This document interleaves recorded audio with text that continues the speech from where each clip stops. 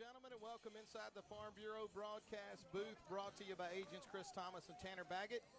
We are in Monticello, Arkansas, Hyatt Field, the home of the Monticello Billies, for another edition of Ouachita Christian Eagle football.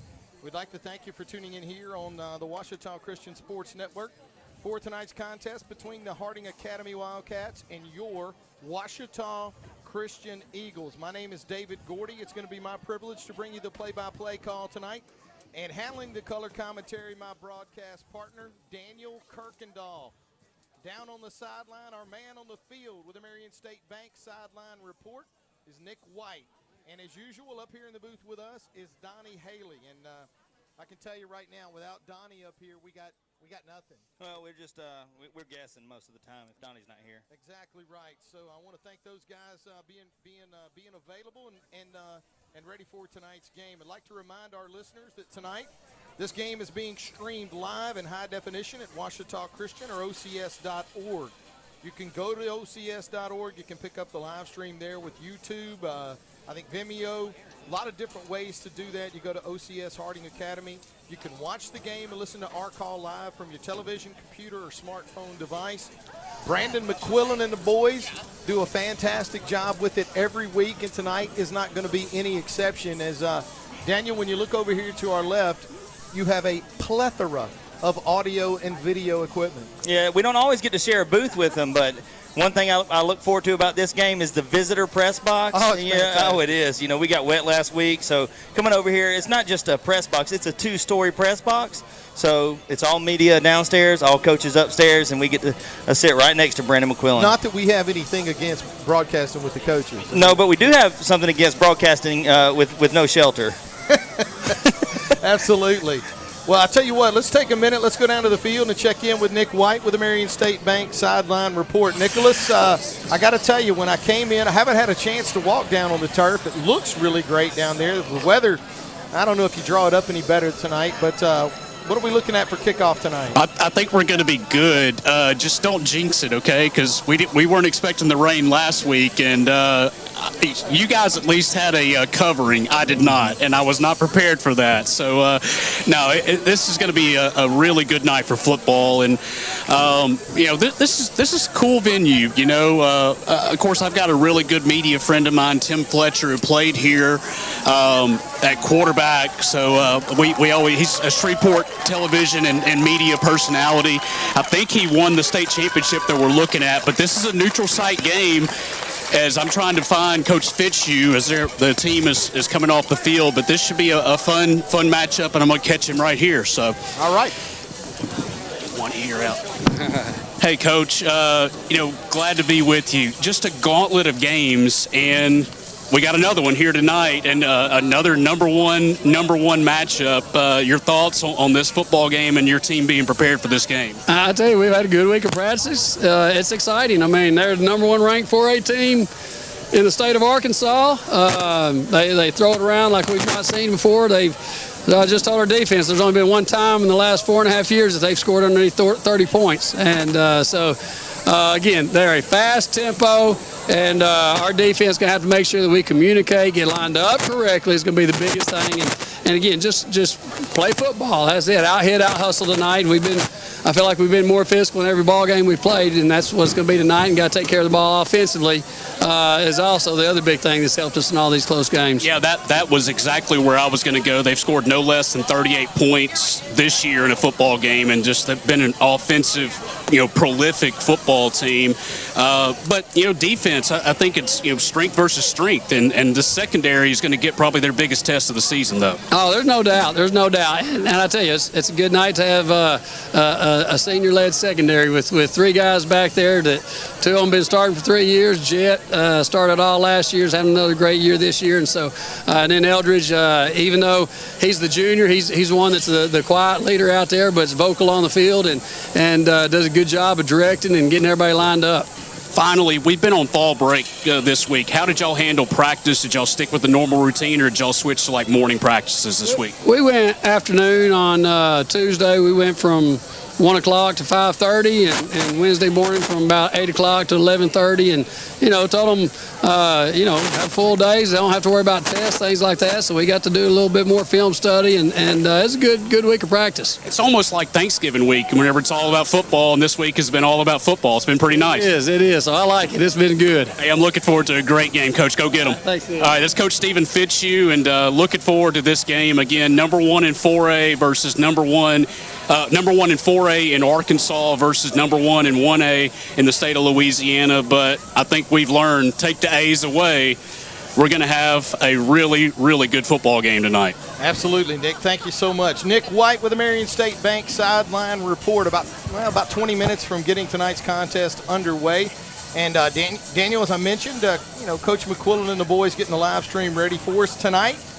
Well, we're back on the Wolf, 92.3 FM. You can utilize the MixLR app, or either way. Lots of options, and really no shortage for access to Ouachita Christian Eagle football. So if you're listening on 92.3 The Wolf, hey, thanks for tuning in tonight, and I hope we're going to bring you a heck of a football game.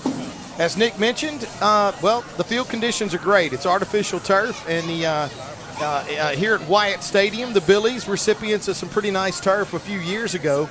So pretty new turf, good surface, and looked like during warm-ups both teams were getting around on it really, really well. Beautiful stadium here in Monticello, right in the middle of town. This stadium is right in the middle of a neighborhood. Yeah. And, I mean, it's just it's really small-town football at its finest, and it should be a lot of fun tonight. Great night for some high school football, and it's hopefully going to be a great night for the Eagles. I think either way, we're in for a good one tonight. Yeah, no question about it. I mean, this is a game that I know you've been looking forward to a while, and I have too. I mean, we circled it before the season started. Like, this is going to be a great game. As a matter of fact, we didn't know where we'd be at this point in the season after the schedule we played, the first 6 games of the year. I mean, Dallas Christian and Oak Grove and Ouachita, and, at St. Fred's, we just had some tough teams on our schedule. But, hey, we entered this game 6-0, undefeated, ranked number 1. And this is our game of the year tonight. It can go a long way in setting us up for the playoffs in terms of power points. We won't get 4A power points against Harding, I found out. We'll get power points based on their enrollment. Out of state. Out of state. So we'll get 1A power points, but, hey, a win's going to give us 19 points to boost us up a little bit. A loss would get us about 9 points, which would bring us down a little bit. So, again, it's kind of like Ouachita game. It's not going to break your back, either team. But for us, a win would definitely help catapult us into where we want to be when the playoffs start. Well, the series between these two football teams is tied at 0-0. Well, there's a good reason that it's 0-0, and that's because the Eagles have never played the Wildcats. And tonight's also going to mark only the first time that the Ouachita Christian Eagles have ever faced any team here in the natural state, as the Eagles making our first trip across the state line to take on an opponent. Yeah. First time we played a team from Texas. First time we played a team in Arkansas, and the first time that we played the Harding Academy Wildcats. So it's going to be a great night. I think it's going to be a lot of fun. Yeah, it's not. That's kind of crazy because the states are so close together, and I know we've done 7-on-7s against Hamburg and some other schools from up here, and a couple years ago we played a softball team, Parker's Chapel from up here. So softball's played against an Arkansas team, but yeah, I think you're right. Football has not done so until tonight. The Eagles enter tonight's contest at 6-0. Solid win in some sloppy conditions over at St. Frederick last week. Big win for the Eagles, 41-7. The Wildcats also come in undefeated at 6-0, coming off a solid win over Bald Knob last week, 42-14. Both of these teams putting up over 40 points on the board last week. Neither really allowing their opponents to even make either game close. I wrote in my notes here, does it sound like a pattern? Well, it does, and there's a good reason why. Because both of these teams, for the most part, have enjoyed large margins of victory over their opponents so far this season. Yeah, I mean, and you look at what the OCS defense has done. 8 points a game average on the season versus this Harding Academy offense, which is an offense like we have not seen. I would say the closest offense that we've seen would be the Glenbrook offense from last year. Just a clever offense, some gimmicky type stuff, but they're content with getting 3 or 4 yards per passing play. Coach Fitch, told me that last year the quarterback was the number one in the nation in completion percentage at 80%, 80-something percent. So they're just going to throw the ball. It's not an explosive, high-octane offense, but it is going to be fast tempo, and this team's going to be content. They're averaging 46 points a game, so you've got a contrast of identities, and something's going to have to give at some point in this game. Well, looks like we're about 13 minutes away from getting this game started tonight. We're going to take a real quick break and invite everybody to come back and join us here at Hyatt Field, Monticello, Arkansas. The Ouachita Christian Eagles on the road tonight to take on the Harding Academy Wildcats. You're listening to Ouachita Christian Eagle Football on the Ouachita Christian Sports Network.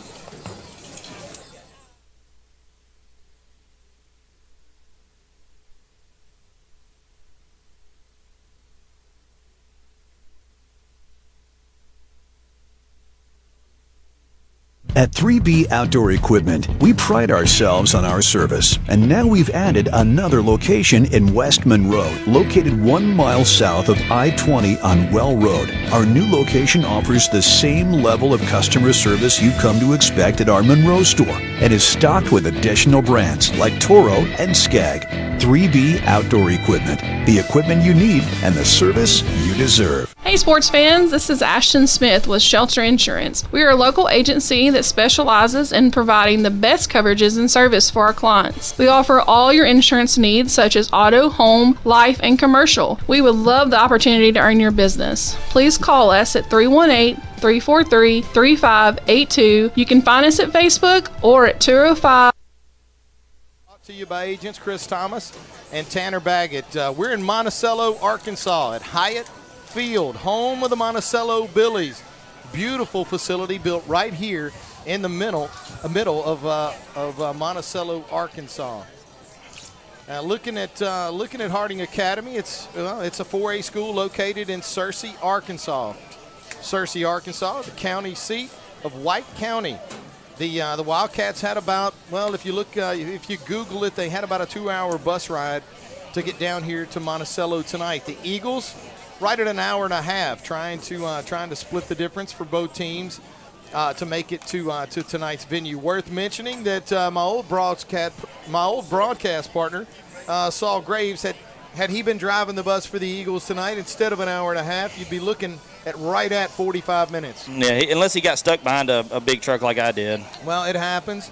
The head coach of the Harding Academy Wildcats in his 7th season is Neil Evans. Coach Evans with an overall career record at Harding Academy of 80 wins against 17 losses with a career winning percentage of 82%. The head coach of the Ouachita Christian Eagles in his 26th season is Stephen Fitzhugh. Coach Fitzhugh enters tonight's contest with a record of 246 wins against 78 losses and a career winning percentage of 76%. So, Daniel, you got one coach winning 8 out of 10. You got another coach winning, right at 7.5 out of 10. What that tells me is both of these football teams, well, they got experienced, accomplished, and successful head coaches at the head. Yeah, it also shows that there's a program. I mean, you got a program in place. It's not just you got a player or two that comes through and helps you win big. I mean, this is over. Coach Evans has been at Harding Academy for almost a decade. If you win 82.5% of your games, you're gonna keep your job for a long time. Coach Fitzhugh's done almost that at 76%. So these are two programs, history programs, and we mentioned Dallas Christian, but there are some relations between these two schools. A lot of people know a lot of other people, kind of back and forth, and pretty similar schools and programs. The Eagles enter tonight's contest at 6-0. The Wildcats come in, at 6-0. The Eagles currently ranked number 1 in the state according to the Louisiana Sports Writers Association poll in Class 1A. The Wildcats come in at number 1 in 4A according to their state polls. 2 number 1s, mid-season form, great facilities, great support. I'm pretty sure this is kind of what what high school football at any level is all about. Yeah, you want to look around and you want to play the teams that can help your program. We did it in the first game of the year with a state champion from Texas, and now we're doing it with a state champion from Arkansas. The Eagles come into Monticello tonight wearing the traveling whites, white pants, white jerseys with green trim, and of course these are the new ones. The new ones. The new ones. The green helmets with, of course, the eagle on the side, white face masks, and the newer helmets. I think we've worn these helmets so far tonight twice. This will be the third Once against time. the Ouachita Lions, and of course homecoming against Tensaw. It looked to me like, Daniel, earlier that Harding Academy's wearing their visiting reds, white pants with red trim, red jerseys with white helmets, and red trim on the helmets. But the Eagles have come out of the locker room, making their way down to the far end zone as they get ready to make their way onto the field for tonight's contest. About 8 minutes and 38 seconds from getting this game underway. All right, Eagle fans always got to know. Look, I've talked about it. Nick's talked about it. I mean, I don't know, probably talked to about 150 people this week that all seem to know how the Eagles are going to win this game. You got to do this. You got to do that. What if they don't do this? What about – look, none of that matters because right now I got to know how the Eagles win this game tonight. And you know who knows who? You know who knows? I do. I know who. I know. There it is right there. It's Daniel. And Daniel has tonight's ways we win. All right, so if you are Harding Academy, your king on number 11, Zach White. Zach White had a huge game last week, 185 yards, several touchdowns. See, St. Fred, they turned their attention to number 13, Tate Hamby, and looked to slow Tate Hamby down. And you know what? They did a good job. Tate had a quiet week. No returns, no interceptions, only had one catch for a loss of yards. That was it. But guess what? The Eagles dominated the game. They won 41-7. Zach White had a field day against the Warrior defense. So the Wildcats tonight are going to put all their resources into slowing down the run, and they're going to make sophomore Luke Vadrine put the ball in the air. So the Eagles this week will need a big-time game from Tate Hamby in all three phases, but especially in receiving. And the X factor tonight, you're going to like this, Dave, is number 0, Patrick Turpin. He has emerged as Luke Vadrine's second favorite target. Underneath, short throws, that's what he's going to look to tonight. Buddy, man. It is his buddy, but he's a good receiver too, and so Luke's going to have to look for him tonight. Can't just throw the ball downfield to Tate every time. So Luke Vadrine to Tate Hamby and Patrick Turpin, they need to have a big night tonight. On defense, though, this is where I like the game within the game. Okay, number 10, Wyatt Simmons, is an elite linebacker for the Wildcats, especially in today's brand of football. He has a high IQ, he's big, good pedigree, and he's very fast. But it takes all 11 players to change the game on defense. We have a linebacker that has a high IQ, he's fast, and he's clinical with open field tackles. So that's going to be a great matchup to watch during the game tonight. Noah Lovelady on one side, Wyatt Simmons on the other. But there's a lot of really good players on the field. But the key to winning tonight is about a team that plays better together. It's about team defense. You have to play alignment football. You'll hear Coach Fitch talk about that. Don't try to do more than you're supposed to do. Don't do less than you're supposed to do. Do your job, work together, and you can win this game. Absolutely. Daniels, ways we win. The Harding Academy Wildcats have made their way out of the locker room. They're at one end of the field. The Ouachita Christian Eagles have made their way out of the locker room, and now they're going to make their way onto the field. As the home crowd, the visiting crowd here on the far side of the field welcomes the Eagles onto the field tonight. Daniel, I got to tell you, rumors abound like crazy that Harding Academy was going to load up all the buses. You might as well leave your door unlocked in Searcy because nobody was going to be there. I got news for you. I'm looking to my left. I'm looking to my right. We got a lot bigger crowd. You know what? I mean, nobody travels like OCS. Oh, you got to be kidding me! A 1A school in this thing, man. We brought everybody, man. Everybody making the trip up to Monticello tonight. On the far side of the field, the Wildcat fans look like they're kind of coming in a little late. But maybe they'll fill that thing out as we get a little bit closer to kickoff. Be interesting tonight to see how we start this game. Sometimes we do the captains before, sometimes we do them afterwards. But I think in this case, we're going to start the game off tonight with the national anthem and our invocation. We're going to take a quick break from here at Monticello Hyatt Field for tonight's game between the Ouachita Christian Eagles and the Harding Academy Wildcats. Come back and join us for tonight's kick. You're listening to Ouachita Christian Eagle football on the Ouachita Christian Sports Network.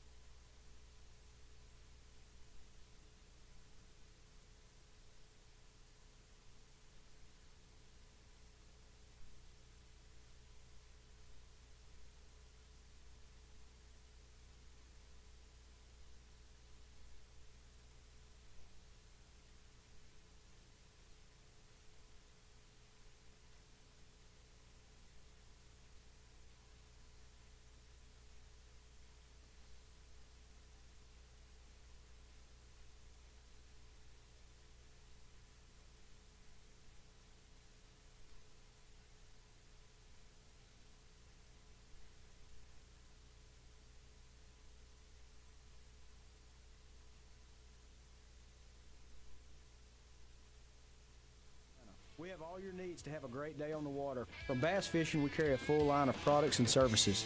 Come check out our impressive lineup of Ranger bass boats, pontoon boats, and aluminum boats as well. Give me a call today, 318-368-8922.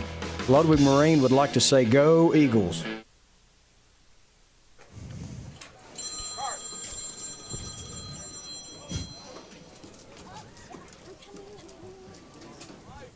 Welcome back inside the Farm Bureau broadcast booth, brought to you by agents Chris Thomas and Tanner Baggett. Let's go down to midfield for tonight's coin toss. For the Marion State Bank sideline report, tonight's toss, Nick White. Nick, how you doing down there?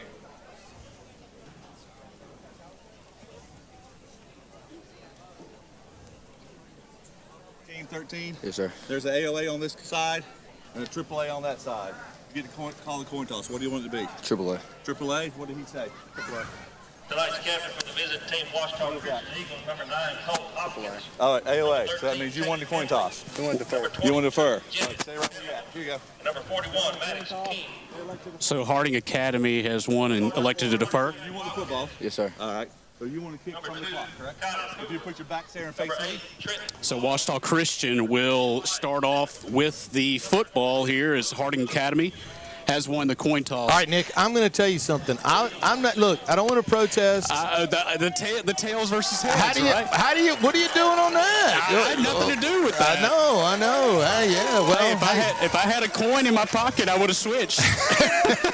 I would have said, "Hey, man, we got an Arkansas officiating crew, so it's a little bit different, I guess." That's He fair said enough. AAA, didn't he? It was AAA. Battery and then, Double A. Of course, I'm trying to get out of the way. I don't want to knock the coin out like I did did. Yeah. Last year against Oak Grove. So I try to get out of the way as much as possible. I understand. Thanks a lot. Nick White with the Marion State Bank sideline report. The Ouachita Christian Eagles lose the coin toss, and the Harding Academy Wildcats are going to defer. They'll get the ball to start the second half. Ouachita Christian is going to get the ball to start the first half as we get ready to get things underway. Now, Daniel, I will tell you this. One thing that I have seen out of Harding Academy on the film that I've watched, and also the game that I watched in person earlier this season, their kicker kicks it with a ton. Man. And what I would imagine is that the ball is probably not only going to travel into the end zone, but in all likelihood is going to travel through the end zone. Very few opportunities for the team that I saw him play. Well, I'll say few, none. Never saw him get a chance to return a kick, and I don't think that'll be any different tonight. No, but in the pregame, he was knocking them through from about 52, 53. And I know a kickoff and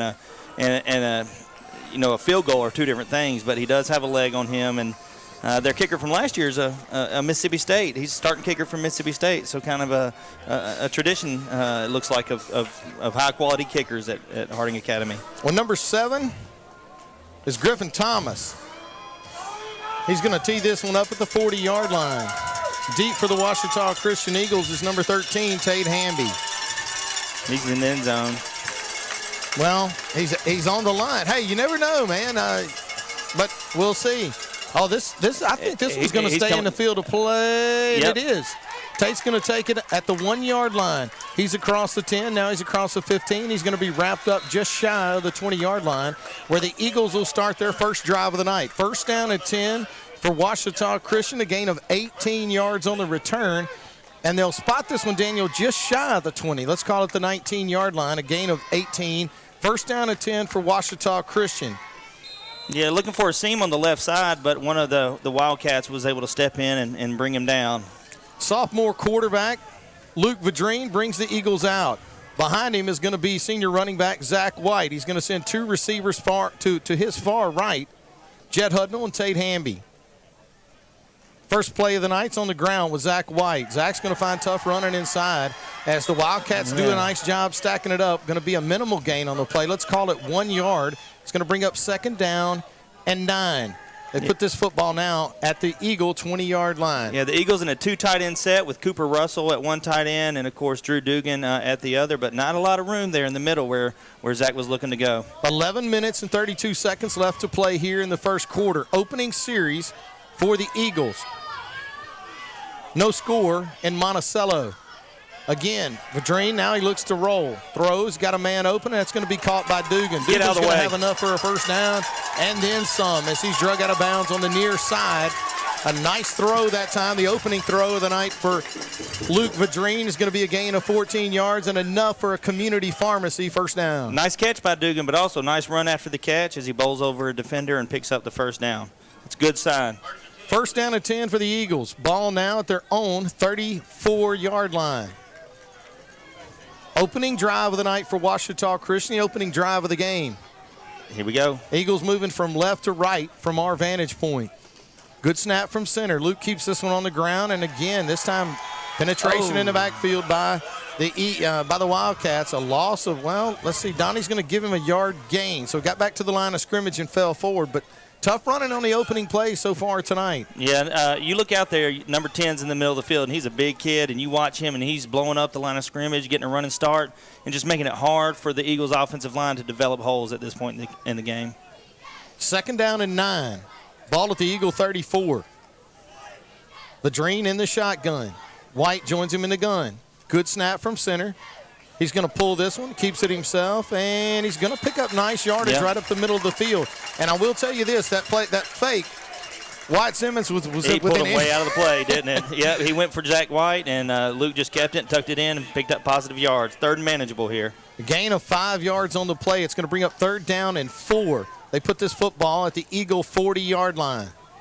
You know, Dave, they're putting six men on the line of scrimmage on their defense is, and with just 2 linebackers.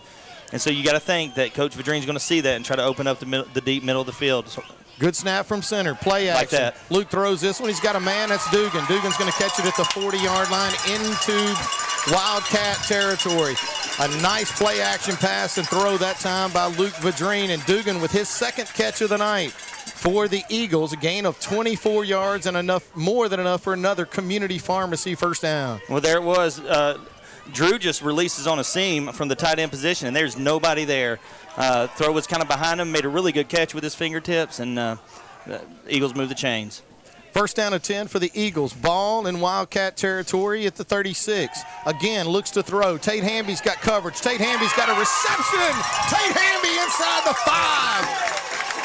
It's going to be down at around, looks like they'll mark him down officially at the 6, but it's going to be first and goal for the Eagles inside the Washam Agency red zone. A gain of 30 yards on the play and enough for another community pharmacy first down. First and goal at the Wildcat 6-yard line. Opening drive for the Eagles.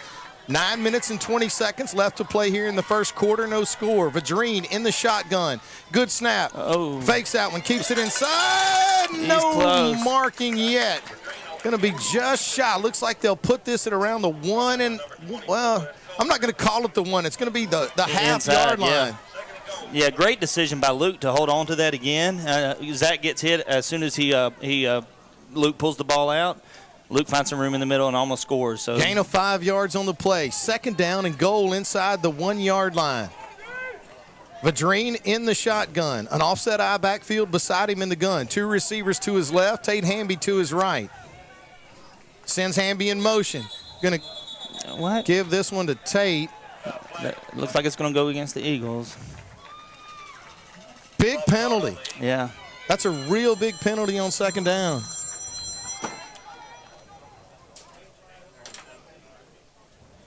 Yeah, so it'll be second and goal from back to the 6-yard line where the drive started.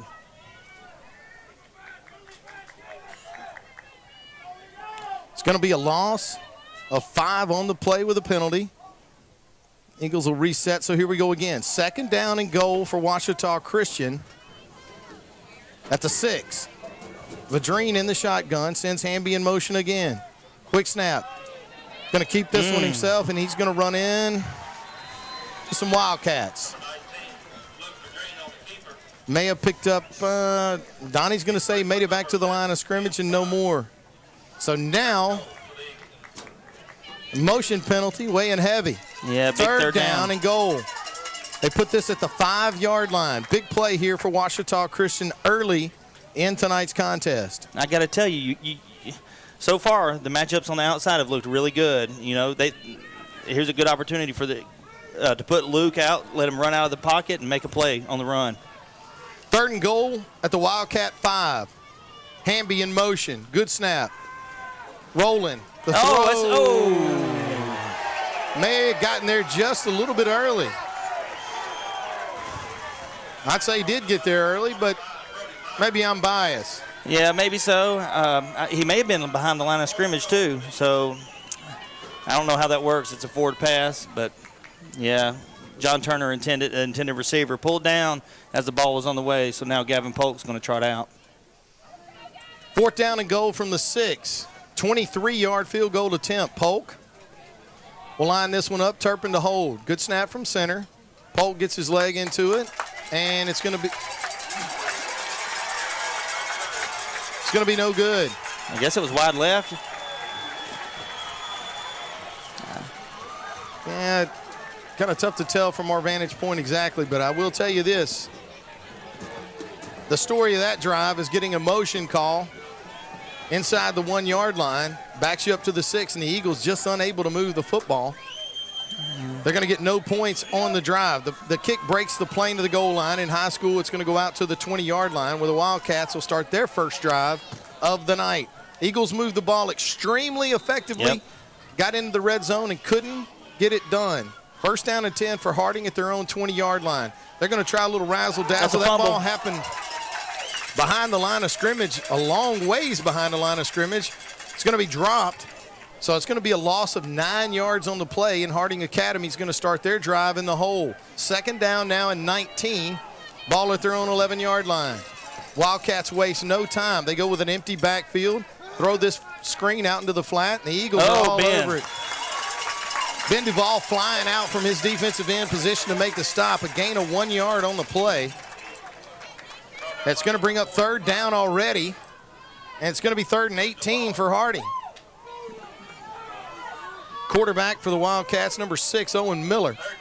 Miller trying to get his offense set. Now he does. Looks like they're going to throw this one. They go with some razzle-dazzle, and it's going to be caught on the far side of the field, a wide-open receiver. On the coverage for the Eagles that time, number 12, the Aiden Eldridge. It's going to be caught for a gain of 19 yards. They needed 18 to pick up the first down. They got all of it and a bonus yard. First down and 10 for Harding. No, that was a pretty slow developing play. Eldridge just late picking up that receiver. First down and 10 on the opening drive for Harding. Ball at their own 29-yard line. They keep this one on the ground themselves.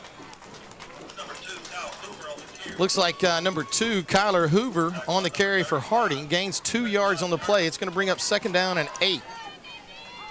Yeah, nice tackle, nice hit by John Turner there. Who's looks like the Eagles are going with a 4-man front tonight to start the game instead of their typical 3-man front. Empty backfield, 5 wide receivers part of the package. They'll shift it around. One back set, sends a man in motion. They keep this one on the ground, a little bit of running room. And the Eagles close the door pretty quick, but a nice gain on the play. Gain of 5 yards as they give that one to number 20, Isaac Baker, and Baker picks up 5. It is going to be 3rd down and 3 for the Wildcats. They're going with the stack on either side. And the Eagles are going to lose contain.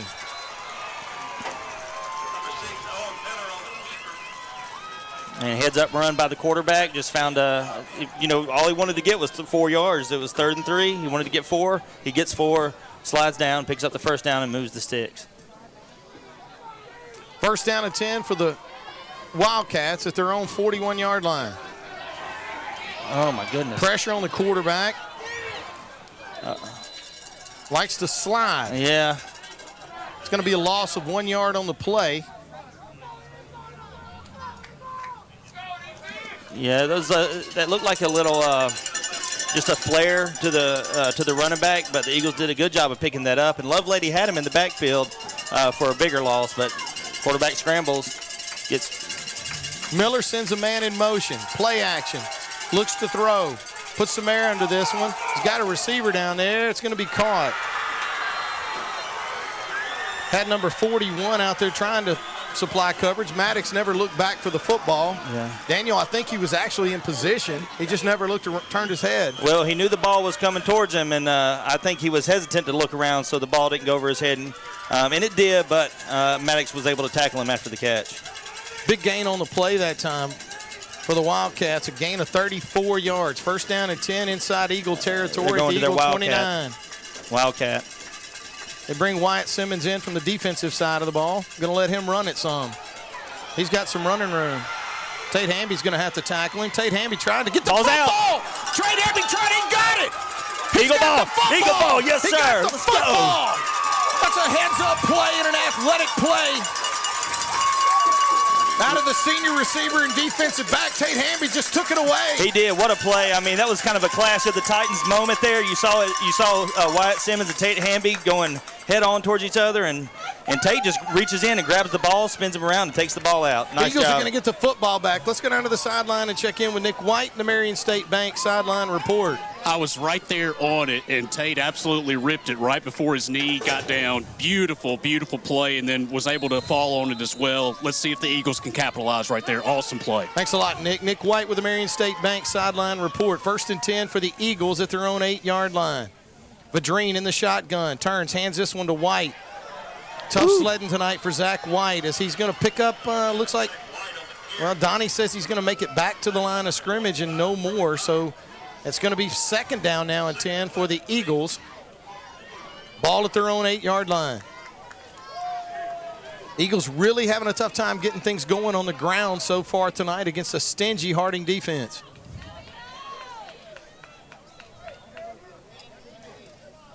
Vadreen is going to send 3 receivers to his left. 1 to his right is Tate Hamby. White joins him in the shotgun.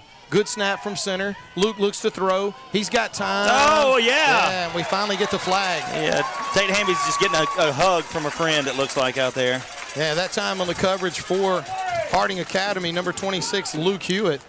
Hewitt did a pretty good job of holding Tate up, as Luke's going to have a long night trying to cover number 13. I can assure you of that. Yeah, no so it is question going to about be, it looks like the penalty will be pass interference against the Wildcats. They haven't moved the football yet, and we've got a conference here at about the 25-yard line. There's only one flag on the field. So we're going to get the spot, and we're going to move the football.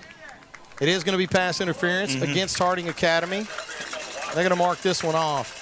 Man, that's a matchup that's going to be there all night for the Eagles. That's a matchup that's going to be there against everybody we play. Pretty much. So the Eagles are going to the Harding Academy is going to looks like a penalty of maybe 15 yards. It is. So it's going to be first down and 10 now for the Eagles at their own 23-yard line. Big penalty. Luke Vadrine in the shotgun. Zach White will join him in the gun. 2 receivers split wide to Luke's left, 1 to his right. Send a man in motion across the formation. It's Turpin. They give this one to Zach, and Zach's going to have some running room, and he's going to get his shoulders squared north and south, pick up a nice chunk of yardage that time, a gain of 6 on the play. Going to bring up second down and 4 for Ouachita Christian. Ball now at the Eagle 29-yard line. That's Zach's best run of the night. Had a hole, hit the hole, and picked up positive yards. 3 minutes left to play here in the first quarter. Want to thank tonight's first quarter sponsor, Darren Dugan Agency. For all your home, auto, life, and business insurance needs, call Darren Dugan today, 318-807-2100. Luke pulls this one down quick, and he's going to throw that over the intended receiver.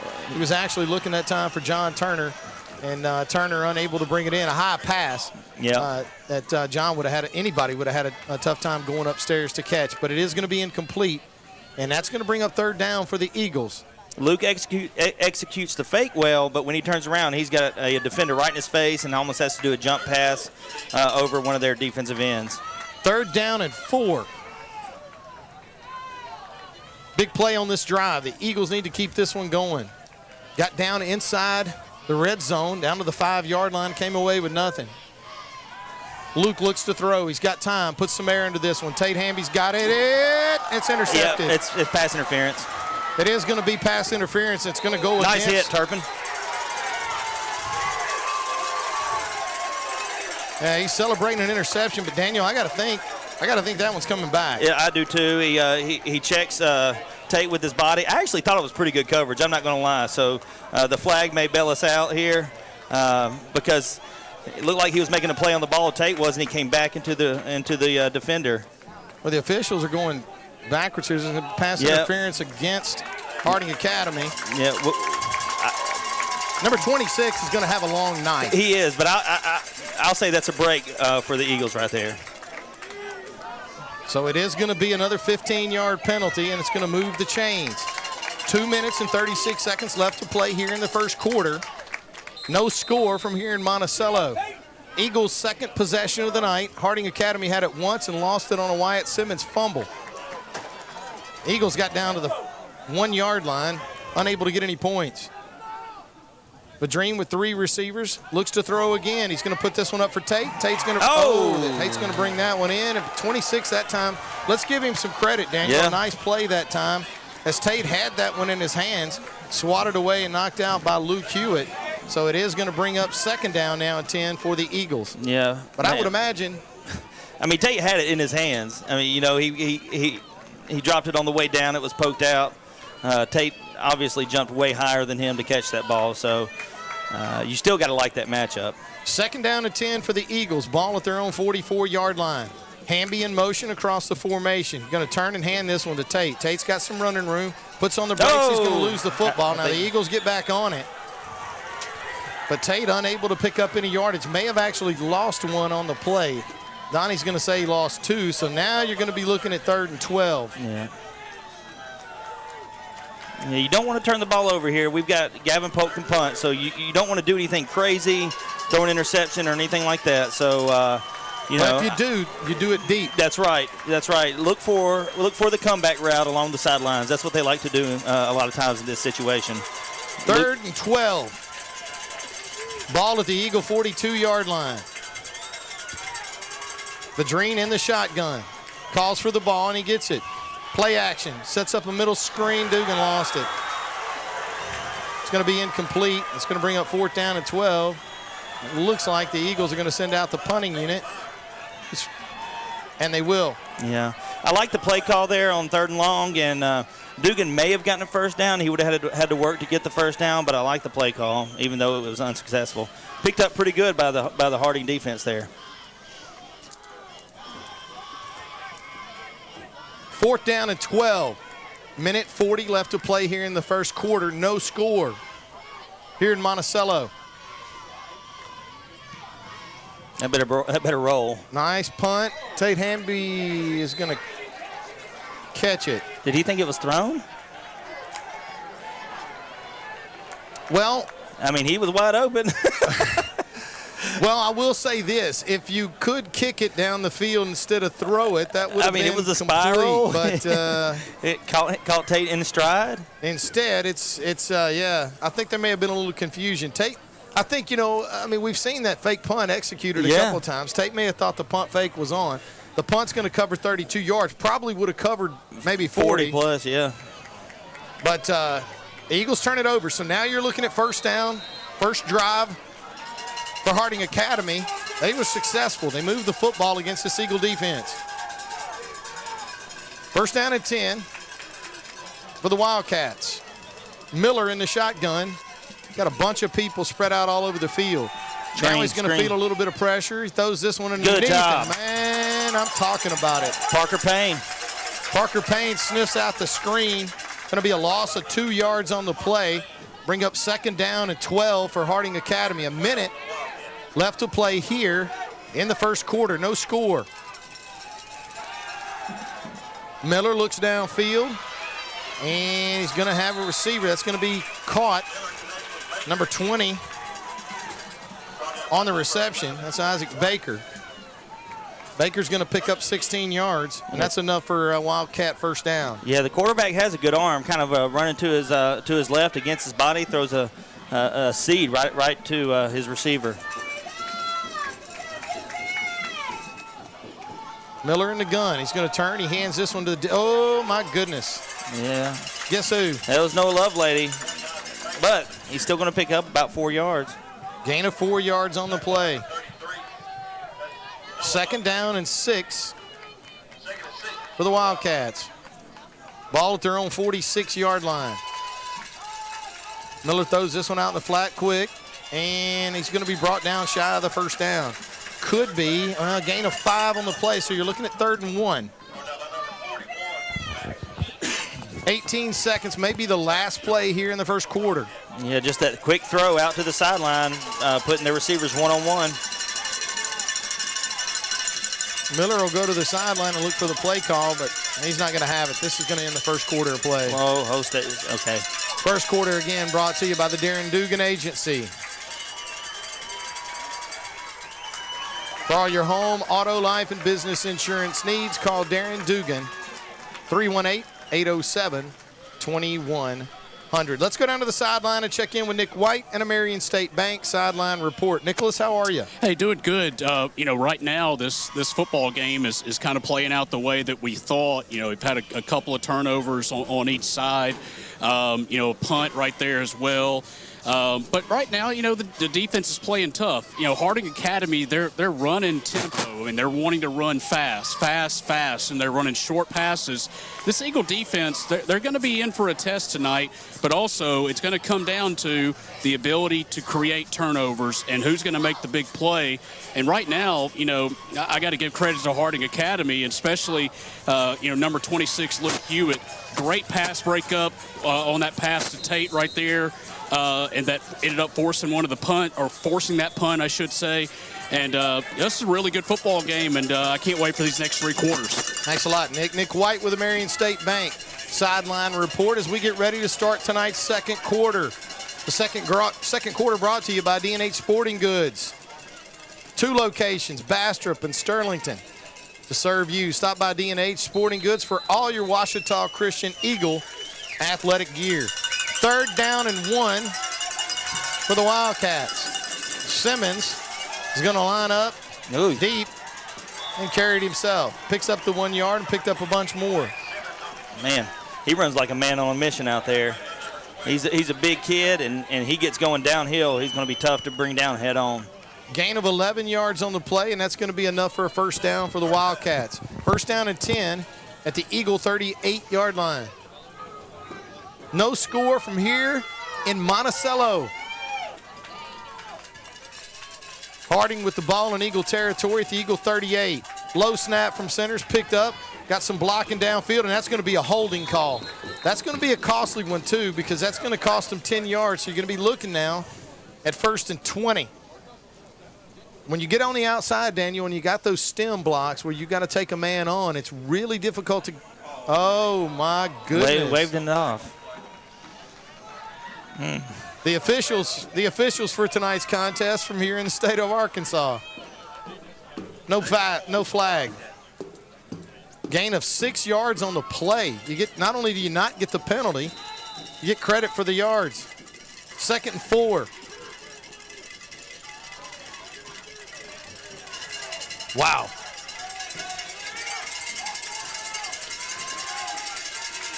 Miller in the shotgun, sends a receiver wide. Got time to throw. Oh, he's wide open. He's got a man wide open. That's touchdown.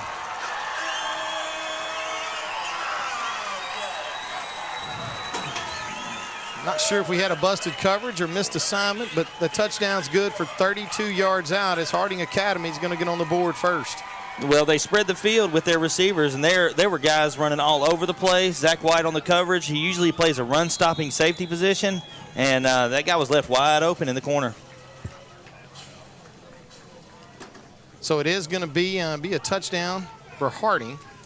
On to handle the kick. It's going to be number 7, Griffin Thomas. Daniel and I saw Mr. Thomas hitting some from 50-plus earlier. And that one travels out into the street. Yeah. No, literally in the street. They're going to have to send somebody over the fence to get it. Oh, yeah, it's in the middle of the road right now. Oh. He almost hit a truck.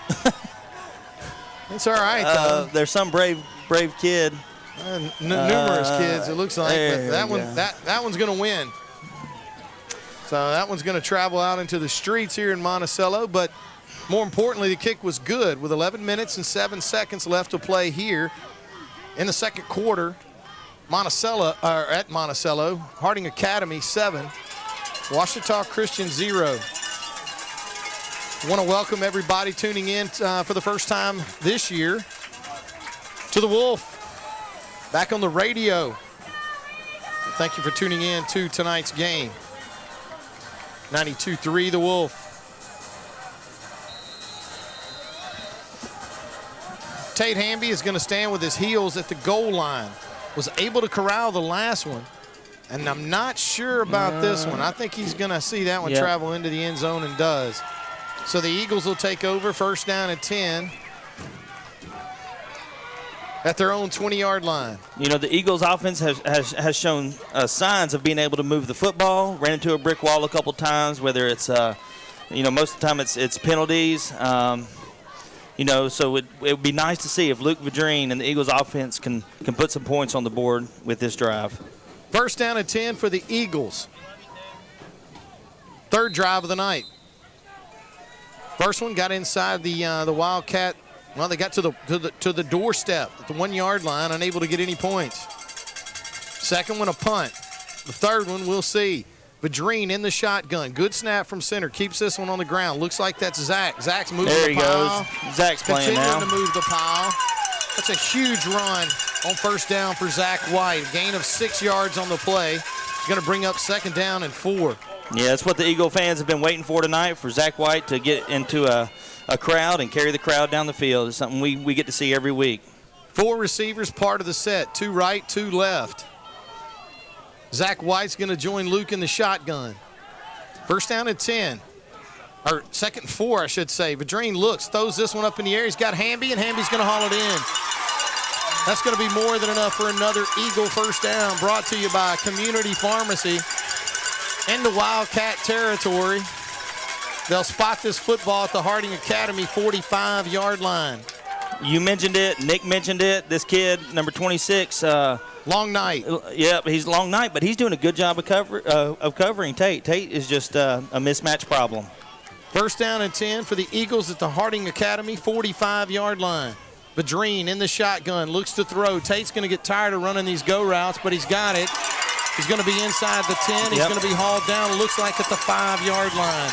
And that is going to be enough for another community pharmacy first down. It's going to put the Eagles inside the Washam Agency red zone. Yeah, they've been here before tonight and failed to get points on the board.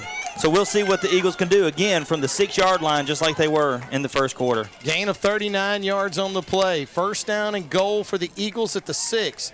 You mentioned it, Daniel. They weren't able to put anything on the board last time. It'll be interesting to see what we come up with here. First down and goal at the 6. Badreen in the shotgun, an I formation beside him. Turn. And again, another motion penalty at the goal line. I guess we just have, I think, is Tate going into motion before everybody gets set? Is that what's happening? It's going to be illegal procedure, so we go from first and goal at the 1 to first and goal at the 6 on the last drive. Now we go from first and goal at the 6 to first and goal at the 11 on this drive. These big plays down here in the red zone are costly. Yep. First down and goal at the Wildcat 11. Badreen in the shotgun. Two running backs join him in the gun. Quick throw. Looks for Hamby in the goal line, in the zone. And it looks like we got the touchdown. And it is a touchdown to number 13, Tate Hamby, as he'll haul it in the corner of the end zone. And that's going to be enough for a touchdown, brought to you by the fine folks at Trinity Diamonds Direct. Why not? I mean, you're 11 yards out. Why not throw it to where you have the advantage? I mean, well, you see some teams when you got something cooking and it's working and the recipe just keeps delivering flavor, and the coach goes, "Nah, I think I'll do something different." No, feed it. No, you know what? We've just elected to say, you know what? It's the hot hand. Yeah, that's right. I'll eat some now. I have leftovers later. Keep coming with it. Feed him the rock. That's what they do to Hamby on that drive. Great job. Tate's over here on the sideline, and I got to tell you, he's probably worn out. No. It's a long drive. The Eagles tie this football game now 7-7. 9 minutes and 29 seconds left to play here in the first half as the Eagles answer the Wildcats on that drive. This one, I'll tell you what, this is a good football game between two good football teams. Yeah, the Eagles answer. I mean, they give up the 7 points and come right back down the field and answer on a great drive. Tee this one up at the 40-yard line. Gavin's first kickoff of the night. Gavin Polk will get his leg into it. Gavin capable of putting this thing inside the 5, capable of kicking it in the end zone. He's going to take a big run up for this one. And we're going to try an onside kick. We're going to get a good nice catch. Didn't get the hop that you were looking for. No, it took a hop, but number 26, Luke Hewitt, with some really good hands to reach up and grab it and fall on it. Well, I'm going to tell you something. Tate Hamby's tired. Guess who else is tired? Luke Hewitt, yeah. I mean, I got to tell you, Luke Hewitt's – I don't know if – every play was in his direction. He stuck to Hamby's hip tonight, and so far Hamby's doing a good job of winning that battle. Well, the Eagles are going to spot Harding Academy as short field. Onside kick was recovered, as you mentioned, Daniel, by the Wildcats and Luke Hewitt. Miller's going to take this one, looks to throw and does. Tiptoeing on the sideline. Looks like it's complete to number 88. Gain of 6 yards on the play. Number 88 is Indy McGilliard. You should have practiced this one. Indy McGalliard? Indy McGalliard. There you go. All right, so it's going to be second down and 4 for the Wildcats. Miller looks to throw. Feels a little bit of pressure. Now he's got Akers to run. Not much of a move as he's going to be tripped up, but had a lot of real estate in front of him. It's going to be a gain of 11 yards on the play. It's going to be enough for a Wildcat first down as they move this one deeper into Eagle territory. Again, short field for Harding Academy as the Eagles elect to go with the onside kick. They started this drive at their own 49. Landon Waller's in at the nose guard position. He's been out for a few weeks, so it's good to see him back. First down and 10. Miller's going to turn. He reverses field and rolls out. He's feeling a little pressure from Noah Lovelady. Ball's out. Ball's out. That ball's out. It's recovered by the Eagles. Yep. He wasn't down. He was not down. He was not down. Nope. He was tackled. He was on his back, but he was on top of the defender. The ball comes out. And they're complaining. Yeah, Eagle ball. Christian. Great job of officiating. Great job. Well, and a great job of Noah Lovelady trailing the play. Heads up play by the Ouachita Christian defense as they're going to take this football away from Hardy. 2 turnovers so far tonight for the Eagles. By 2 big-time players, and Tate Hamby and Noah Lovelady. On that one, the tackle was made, but he wasn't down. He was on top of the defender on his back. Never touched the ground, and the Eagle defenders, Parker Payne and Noah Lovelady, rip it out. Tate Hamby's going to take a break on this series. Don't blame him. Eagles send out 3 receivers. Maybe on this play. He'll be back. Zach White deep in the eye behind Luke in the gun. Going to turn and hand this one to Zach. Zach's going to, he's going to get tripped up. Tried to get his footing. Now we're going to have some extracurricular activities. Looked like it may be on the Eagles. Could be offsetting if there's something that we didn't see, but it's a loss of 4 yards on the play. Yeah, that's not good. So they're talking about it because there was definitely some hands to the face there.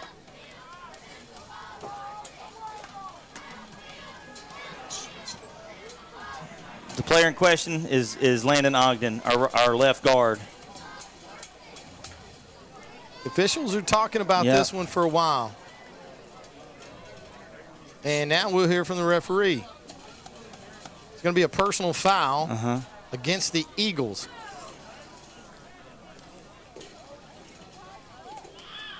And now we're going to have unsportsmanlike conduct against Harding Academy. Okay. Somebody's ejected. I'm not sure who it is, but I think it. Yep, somebody's ejected. If it was the second one. It looks like number 20.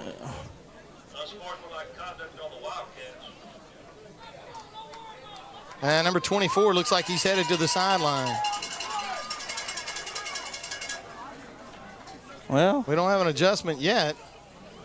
They haven't blown the whistle. It's an offsetting penalty though. Yep. And number 24 is on his way to the sideline. It is going to go against Harding Academy. Yeah. They're going to lose a player. Yeah, Cole Griffin, it looked like a linebacker, junior linebacker, has been ejected. I didn't see what caused that. Maybe it was something he said. Well, he's not going to be playing anymore tonight. Nope. He's on the sideline now. With the offsetting penalties, I guess they're actually going to mark them off, right? I mean, I don't know why. Oh, well, personal foul and unsportsmanlike. One was after the play. Okay. So, that's what they're going to do. They're going to offset them, and that's where the ball will be. So a 2-yard mark off. Yeah. Not sure why, but it is. Okay. Spot foul. Play count. The play counts. So it'll be second down. 15 that way and 15 back there. And second down. Okay. It looks like, Donnie, you might need to go help him out down there. You got us in straight up here. Yeah. I'm totally on board with Donnie, but I'm not. Maybe the officials. Okay, so here we go.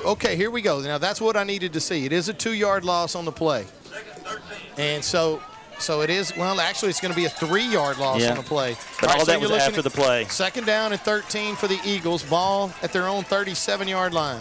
Vadreen in the shotgun. Good snap from center. Play action. Luke rolls, throws, got a receiver. Turpin, and it's just thrown outside of his outstretched arms. Pretty good coverage that time on Turpin as well. That was going to need to be a real well-thrown football, and I'll tell you, Luke needed to set his feet on that one to make that throw. You can't. Yeah. That's a tough throw to make on the run. It is. It's kind of a long throw on the run, and Patrick Turpin had a step on his defender, but only a step. He needs to fire that thing in there. All right, so if you're number 26, Luke Hewitt, right now, and you look across and see Tate Hamby on 3rd and 13, do you think, I wonder if they're going to go to him? Here comes the bracket. Okay, so they're starting to adjust. There they go. Over the top. 3rd down and 13. They're going to run this one across the middle. Zach White's got some running room. He lost a step. Yep. He had his momentum going, and he made a flat-footed cut. He lost his momentum. Yep. 4th and 6. It's going to bring up 4th down and 6 here at the 45. Wonder what Coach Fitzgerald's going to dial up. A gain of 7. He's sending Gavin out there, but the last play Gavin punted it. Hamby was wide open. He punted it right to him. Well, we'll see what we come up with here. Well, it looks like the Wildcats sending nobody deep. They're not taking this for granted here that Gavin's going to kick the ball. So the Eagles could get really good field position here. Oh, they did try to go to Hamby. And pass interference we got again. A pass interference call, and it is going to be a good one.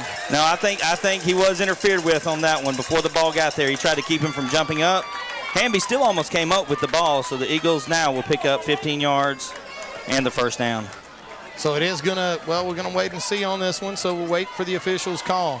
It is going to be pass interference against Harding Academy, and that's going to be a 15-yard penalty and another first down for the Eagles. Didn't look all that successful to begin with, but it is now as they'll move this football. As Tate Hamby in one shape, form, or another is keeping the ball moving for the Eagles. Yeah, that's right. That's right. We're saying his name an awful lot tonight, and that's a good thing if you're the Eagles. 7 minutes and 33 seconds left to play here in the third quarter. Ouachita Christian, 7. Harding Academy, 7. Luke Vadrine brings the Eagles to the line. 2 receivers to his right, Hamby to his left. Zach White joins him in the gun. Luke looks to throw. He's got some time. Puts this one underneath, and they're going to throw a penalty marker on the play. And it's back towards the line of scrimmage in the area of holding. So no. I don't know, but nice route. It was just a stop route by Hamby there. He catches it, gets some yards after the catch. But yellow is glowing back here at the line of scrimmage. Thrown by the far side official here. Yeah, it must have been on the outside. So you've got Ryder Bentley. You had your tight end over here, Drew Dugan, and you had Landon Ogden. I don't know which one it was on. First down and 10 is going to turn into first down and 20. They'll put this football back. Well, they'll put it at midfield. 7 minutes and 25 seconds left to play here in the first quarter, or in the first half. Tie game. Vadrine's trying to buy some time. That ball's collapsing. He's going to take a big shot. Luke should have thrown that football away. Yeah, that was actually really good coverage by the Wildcats. I saw the linebacker slide out to his intended receiver, Patrick Turpin, and that his first target was not open. That's when you throw that one to That's right. Throw it to their coach. Because Luke took a big shot at the end of that play. And just as importantly, maybe even more important, well, not more importantly than taking the shot, but he lost 9 yards. So now you're going to be looking at what was first and 20 is now going to be second and 29. Yep. When you roll out like that, you cut the field in half. I mean, so you have limited space to work with. So nothing there for the Eagles. Good timeout here. Timeout's going to be taken by the Eagles. We're going to take a quick timeout with them. You're listening to Ouachita Christian Eagle Football on the Ouachita Christian Eagle Sports Network.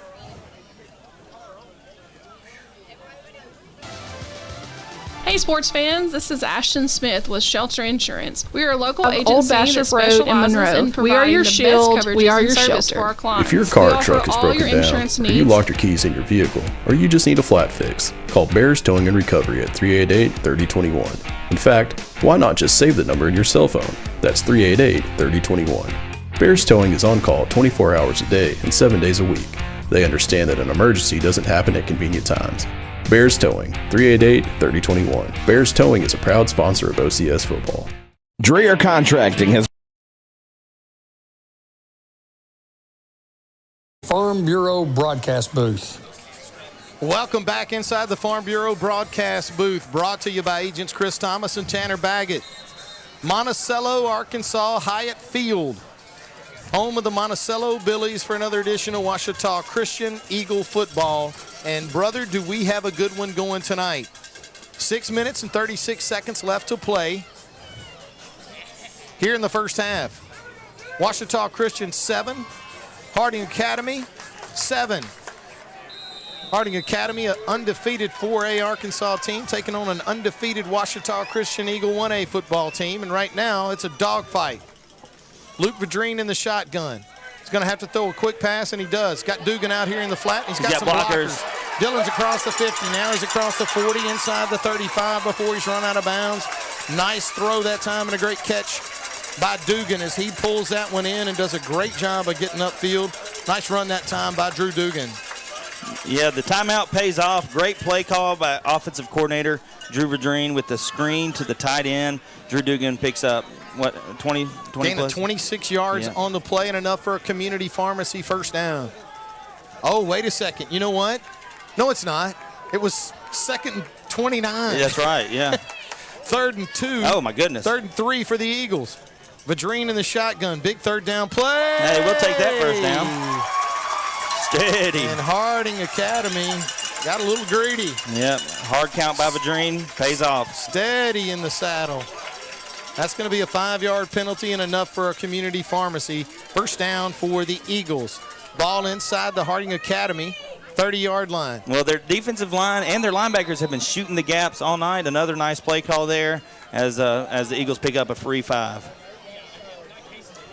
First down and 10 for the Eagles. They put this football at the Wildcat 28. Vadreen in the shotgun. Good snap from center. Play actions. Got time. Has to pull this one down. He's going to be sacked. Man. You can't pull that one down. You got to let it go. He missed Turpin out here, who was just kind of his security on the outside. Turpin could have picked up several yards, but he had pressure pretty quickly after the snap. Loss of 3 yards on the play. It's going to bring up second down and 13. They move this one back now. Looks like they'll put this football at the Harding Academy. Let's see. 31-yard line. 5 minutes and 56 seconds left to play here in the second quarter. 7-7. Vadreen in the gun. Second down and 13. Good snap from center. He's got time. He's going to have to get rid of it, and he does. There's Hamby. No, that's Jet. No, that's Jet Hudnall, and Hudnall's in for the touchdown. Jet Hudnall is in for the touchdown.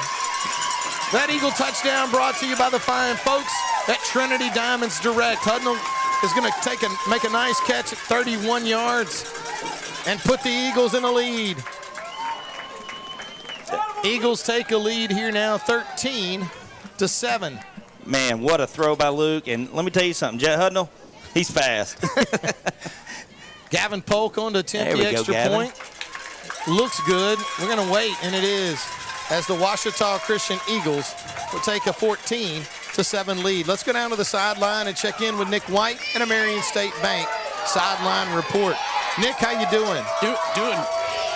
Oh, you're Sorry, good. I'm right by the cheerleader, so it's hard for me to hear as well. So let me move down this way. What a beautiful, throw, and everybody was collapsing on Tate, and so it left Jet absolutely wide open. Perfect throw, and that was after a couple of passes where, Luke kind of held on to the football maybe a little bit too much, and so right there, a beautiful pass, and great to see the Eagles on top in this football game for the first time. Oh, no kidding. Thanks a lot, Nick. Nick White with the Marion State Bank sideline report.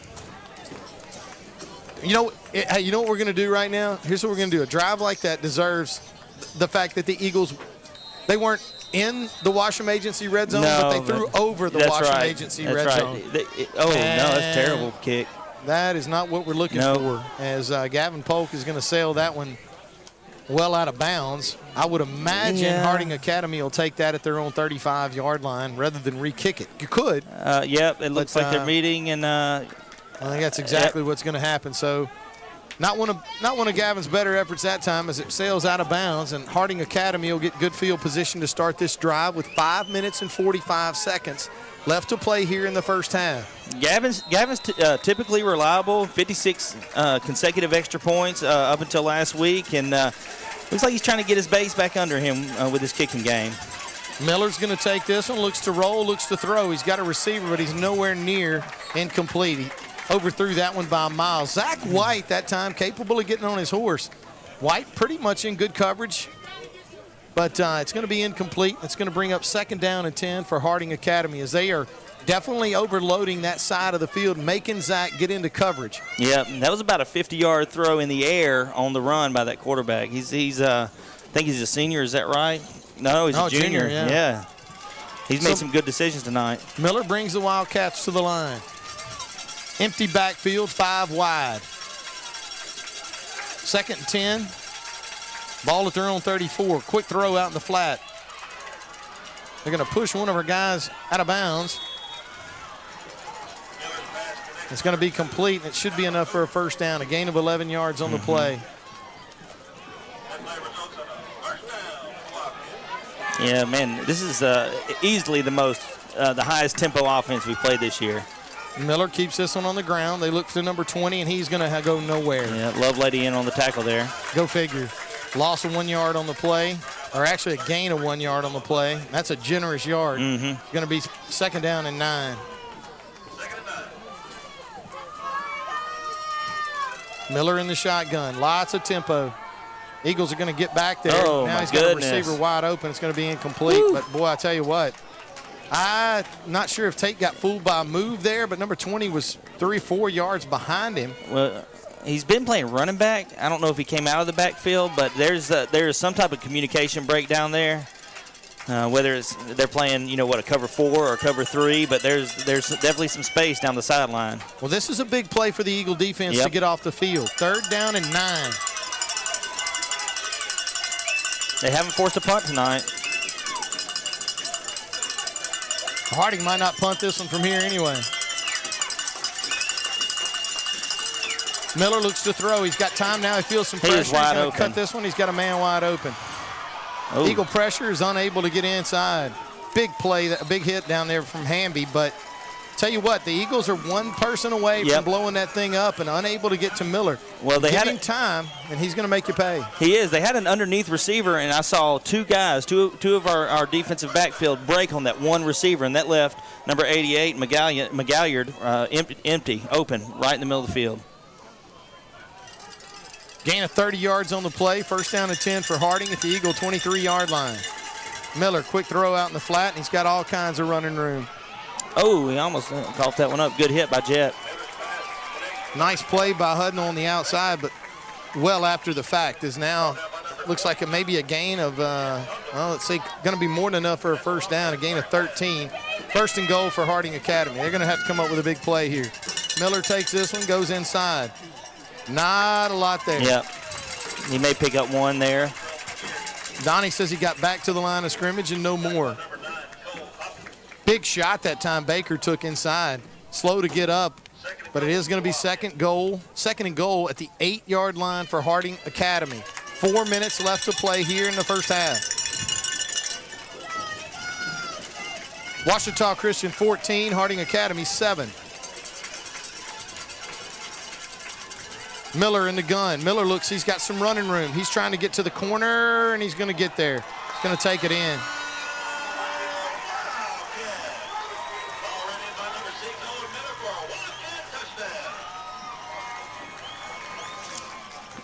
Good decision by Miller, the seasoned junior quarterback. Rolls out, has room to run, opts to pull it down, and finish that drive off with a touchdown.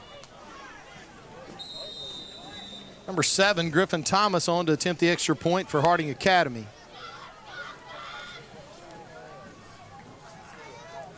Good snap from center, good hold. The kick is up, and it looks good from here, and that one's going. Oh, that's going into a yard. Yeah, it did cross the street that time, didn't it? Yeah. Goes in there. Let's go down to the sideline and check in with Nick White, the Marion State Bank sideline report. Nick, how you doing? Well, can you guys hear me down there? Yeah, absolutely. I'm sorry, I'm down on the scoreboard end, so I'll walk back towards you guys. Obviously a really good drive. Great play by the quarterback there, Owen Miller. Reading that, rolling over to his left, and saw that it wasn't there, but also saw the lane, got some good blocking downfield, decided to take it for the 9-yard touchdown. And this is, again, I said it earlier, this is kind of what we expected, and we got a tie ball game. Big possession right here for the Eagles because Harding Academy will get the football to start the second half. Thanks a lot, Nick. Nick White with the Marion State Bank sideline report. Nick could not have uttered truer words. Yep, 3:52. Daniel, you got a chance here to close this half out. Best case scenario, you run that clock out. Best case scenario, you run it out and put points on the board. This is a shallow kick. Jed Hudnall's going to catch this one at the 20. Jed Hudnall's going to lose his footing, unfortunately, and he'll get back, get across the 25.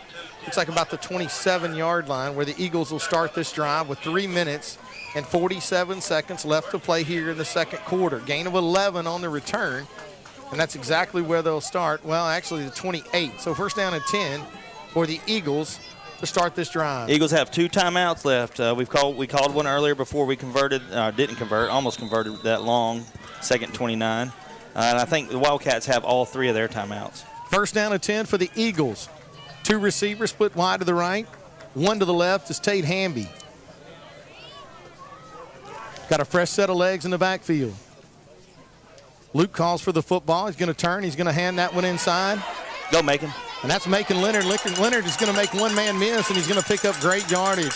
Looks like he'll have just shy of the first down. I'll tell you what, Macon Leonard.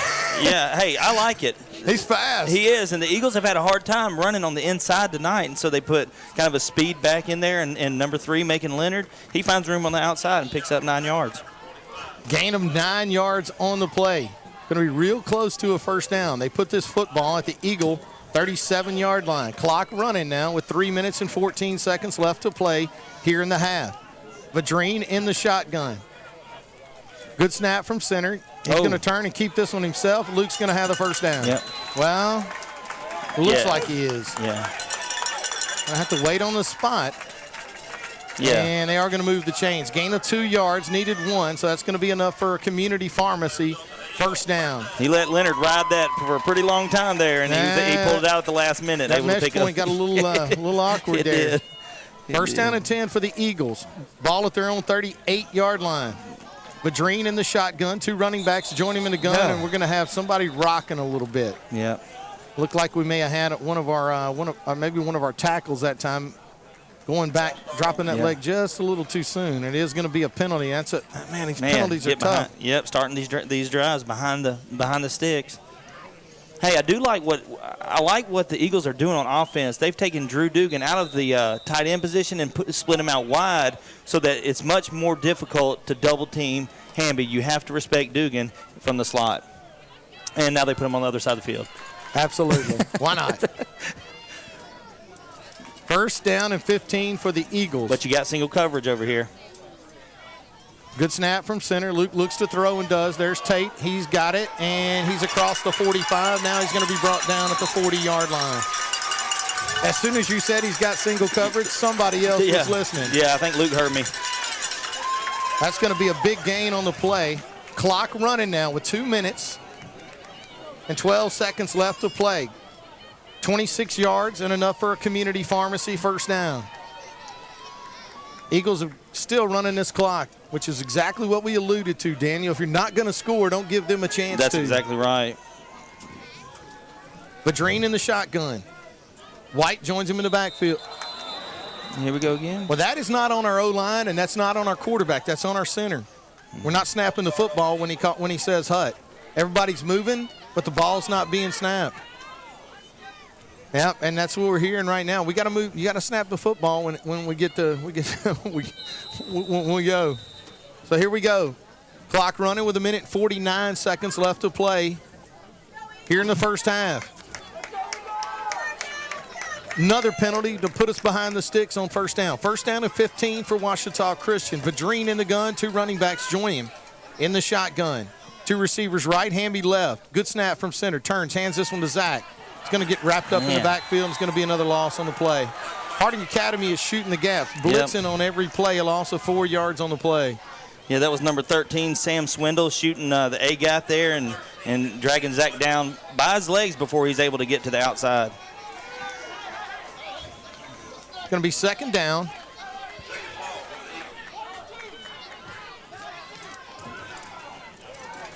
And a long ways away. It looks like the Eagles. Yeah, they're going to take their second timeout. Ooh, I don't know. Well, this is a big play. You want to get at least third and less than 10. I mean, you'd like to pick up the first. I mean, but this is a big play. You got to put yourself, 1, deep in their territory. 2, you want to get it within striking distance to convert this first down. I agree. Okay. I don't want to leave them. I don't want to leave them 30 seconds on the clock. No, you don't want to leave them 30 seconds on the clock. I don't think now looking at the time, I don't think that's going to happen. We're either going to get it or we're not. An incomplete pass, It's a possibility. If 2 incomplete passes, it's a possibility. Well, here's the thing. They got a kicker. They only have to get it to about the 35. Well, that's what I'm getting at. Yeah. And I'm not sure. And they have 3 timeouts. I was going to say, I don't remember Harding Academy burning one. So. Hey, I'll tell you this, on our live stream, we got timeouts. We got timeout identifiers on our live stream. But are we keeping up with them? Oh, yeah. You think so? Yeah, Brandon, how many timeouts do they have? They have 3. We got 1. Okay, We're all over it. I stand corrected. All right. Well, no, I'm not corrected. I'm just, sometimes there's a lag. That's right. We sorted out. Hey, the thing that needs to happen here is we need to get about 10 yards on this play. All right, you can get it real quick going to number 13. Second down and 15. Madreen's going to roll. He's feeling pressure immediately. Looks to throw and does. He unloads this one, and like you said, Daniel, he got a large chunk of that penalty yardage back. So we'll be third and about 11 or 12 here. Pass is complete. Looked like on the far side. Maybe that time to Turpin. Gain of 6 on the play. It's going to bring up 3rd down and 12. Clock running with 40 seconds. So left to play here in the first half. I like this slot right here with Hamby. And that means you got Jet with single coverage on the far side. Timeout, Harding. Harding is going to take that timeout with 30 seconds left to play. All right, look, I got strategy. You got strategy. Yeah. Let's go down to the sideline and check in with Nick White in the Marion State Bank sideline report and see if he has some strategy. Well, first thing is I'm kind of surprised Harding Academy waited this long to take a timeout. That's what I was thinking, Nick. Because you nailed it, Daniel. I mean, we watched in warm-ups, 52 yards with room to spare. So, I mean, they have an opportunity, 3rd and 12, to potentially get this football back. So, my strategy is try to keep it out of Harding Academy's hands, especially with them having 2 timeouts in their back pocket. But, again, I'm surprised that they took that long to pop that timeout. Yeah. And if the Eagles don't convert here, they're going to take their second one immediately. Unless it's an incomplete pass. Thanks a lot, Nick. Nick White with the Marion State Bank sideline report. Daniel, I got to tell you, I love that formation, and I saw the same thing that you did. Yeah. We came over this side.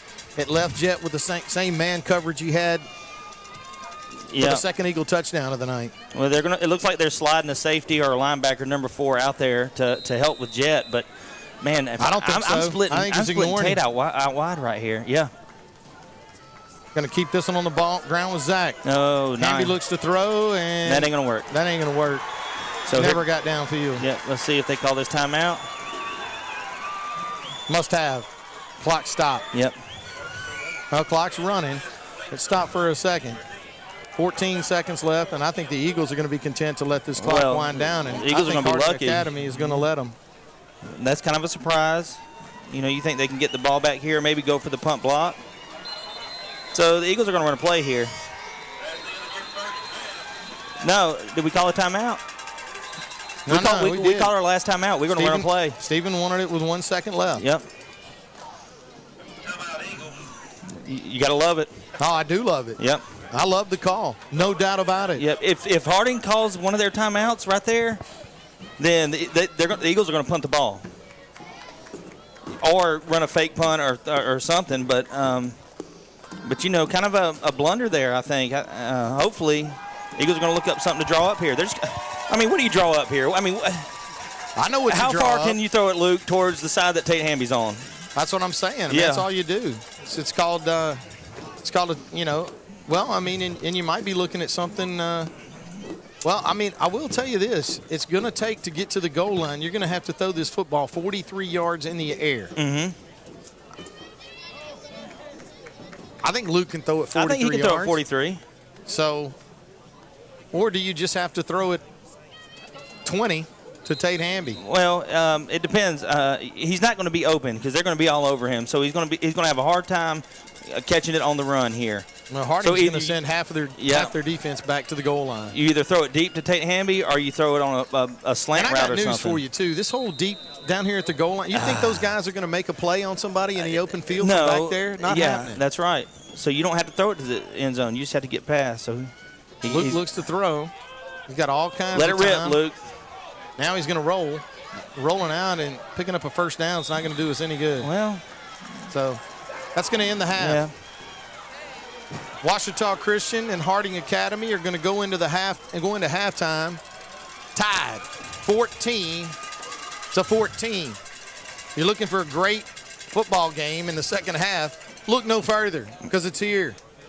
Ouachita Christian's going to take this one into the house with a tie. Harding Academy will receive the ball to get the second half underway. And before we take our halftime break, we're going to go down to the sideline, check in with Nick White and a Marion State Bank sideline report. Nick, how you doing down there? Yeah, doing good. Great football game. What we expected here, neutral site, great crowd for Ouachita Christian. And, they started filing in there. Remember, we started this thing at 6 o'clock, which is kind of abnormal for all of us. So a little bit earlier time. But Harding's going to get the football to start the second half. This defensive possession coming up, imperative for Ouachita Christian, because you see the ultimate chess match. One thing of note, and Daniel, I believe you brought it up, Harding Academy, they've scored no less than 38 points, and that's the least amount of points they've scored this year. Right now, you got to take this as a little bit of a win, holding them to just 14 right here, but it's going to take more than that. This offense, more than capable of putting more points on the board, but they're doing a nice job. Nick, and I'll tell you, too, like you just said, that I think part of that is the turnovers. I mean, the Eagle defense being really opportunistic there, getting a couple of turnovers. Yeah, got a couple of turnovers. Remember, we missed a field goal, so that was points that was left out there on the board.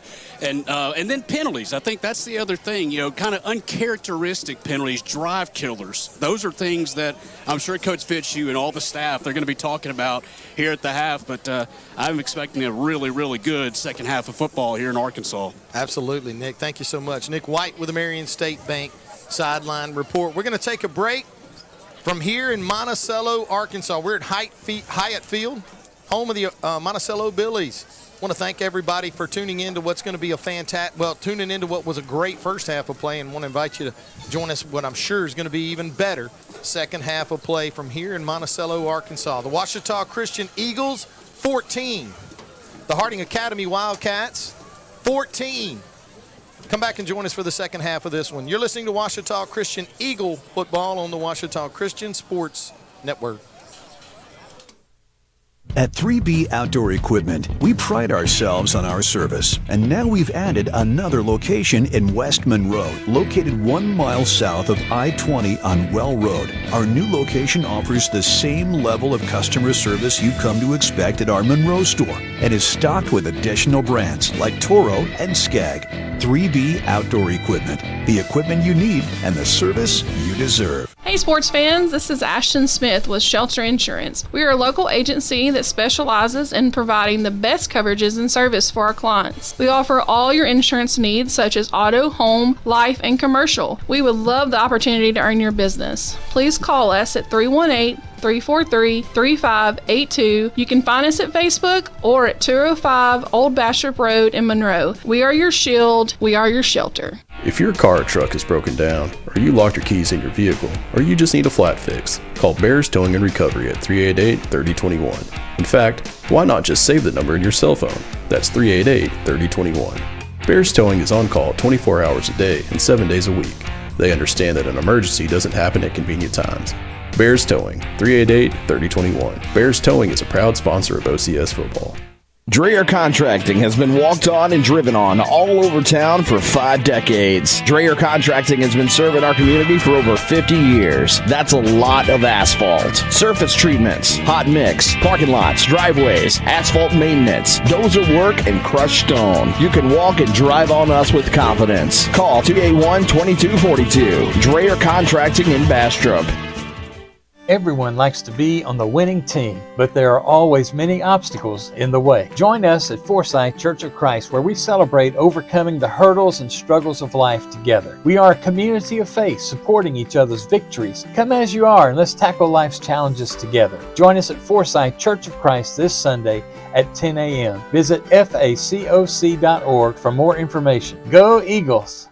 Forsyth Family Medical Clinic with Angela Hamby. Here's what patients have to say. Angela is an excellent healthcare provider. She has knowledge, compassion, and integrity. As a single parent, it's nice to have a medical clinic that makes you feel welcome. Most clinics are just another visit to them. Forsyth Family Medical treats you like family. Make Forsyth Family Medical Clinic with Angela Hamby your home for family health care. 5000 Forsyth Bypass in Monroe. There's no better time to get rid of those glasses or contacts. Now with the latest in LASIK, all laser eye LASIK, safe and ultra precise. Call for a free evaluation. 318-32-LASER, 318-32-LASER. Make the high optimal decision for your LASIK care and clear vision. Are you tired of pushing through the pain? Do you struggle day in and day out with simple tasks? Are you ready for change? If so, call Louisiana Pain Care. At Louisiana Pain Care, our doctors are board certified and fellowship trained to target the source of your pain and help you manage it. Visit lapaincare.com for more information and to schedule your appointment. Louisiana Pain Care, your spine care experts. Hi, I'm Dustin Valance with Ludwig Marine here on Darbone Lake, 110 Old Highway 15 in Farmerville, Louisiana. We have all your needs to have a great day on the water. From bass fishing, we carry a full line of products and services. Come check out our impressive lineup of Ranger bass boats, pontoon boats, and aluminum boats as well. Give me a call today, 318-368-8922. Ludwig Marine would like to say go Eagles. Here's the deal. When you combine State Farm Home and Auto Insurance, you save an average of $889.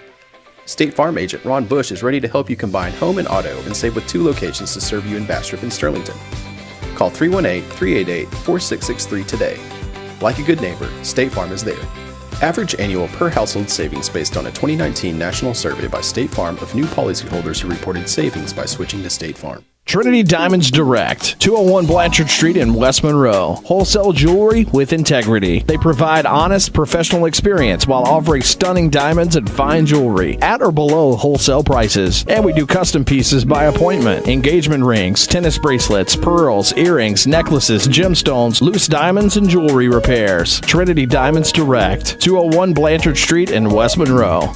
At Veros Creative, we're experts at websites for small businesses. From website creation to on-page photography and videography, we've got you covered. And with single-page sites starting at only $500 and multi-page sites starting at $1,500, we're a low-cost, high-reward option that will have you up and running in under 2 weeks. Visit us at Veros Creative today to get started. That's VEROS Creative.com. Veros Creative is a proud sponsor of OCS football. There comes a time in every dip's life when it's ready to leave the slow cooker, even buffalo chicken dip. So we put juicy chicken, buffalo sauce, and melty cheese in a portable crispy golden shell. Runaway dip, you're free now. Sonic $2.99 buffalo chicken dip bites.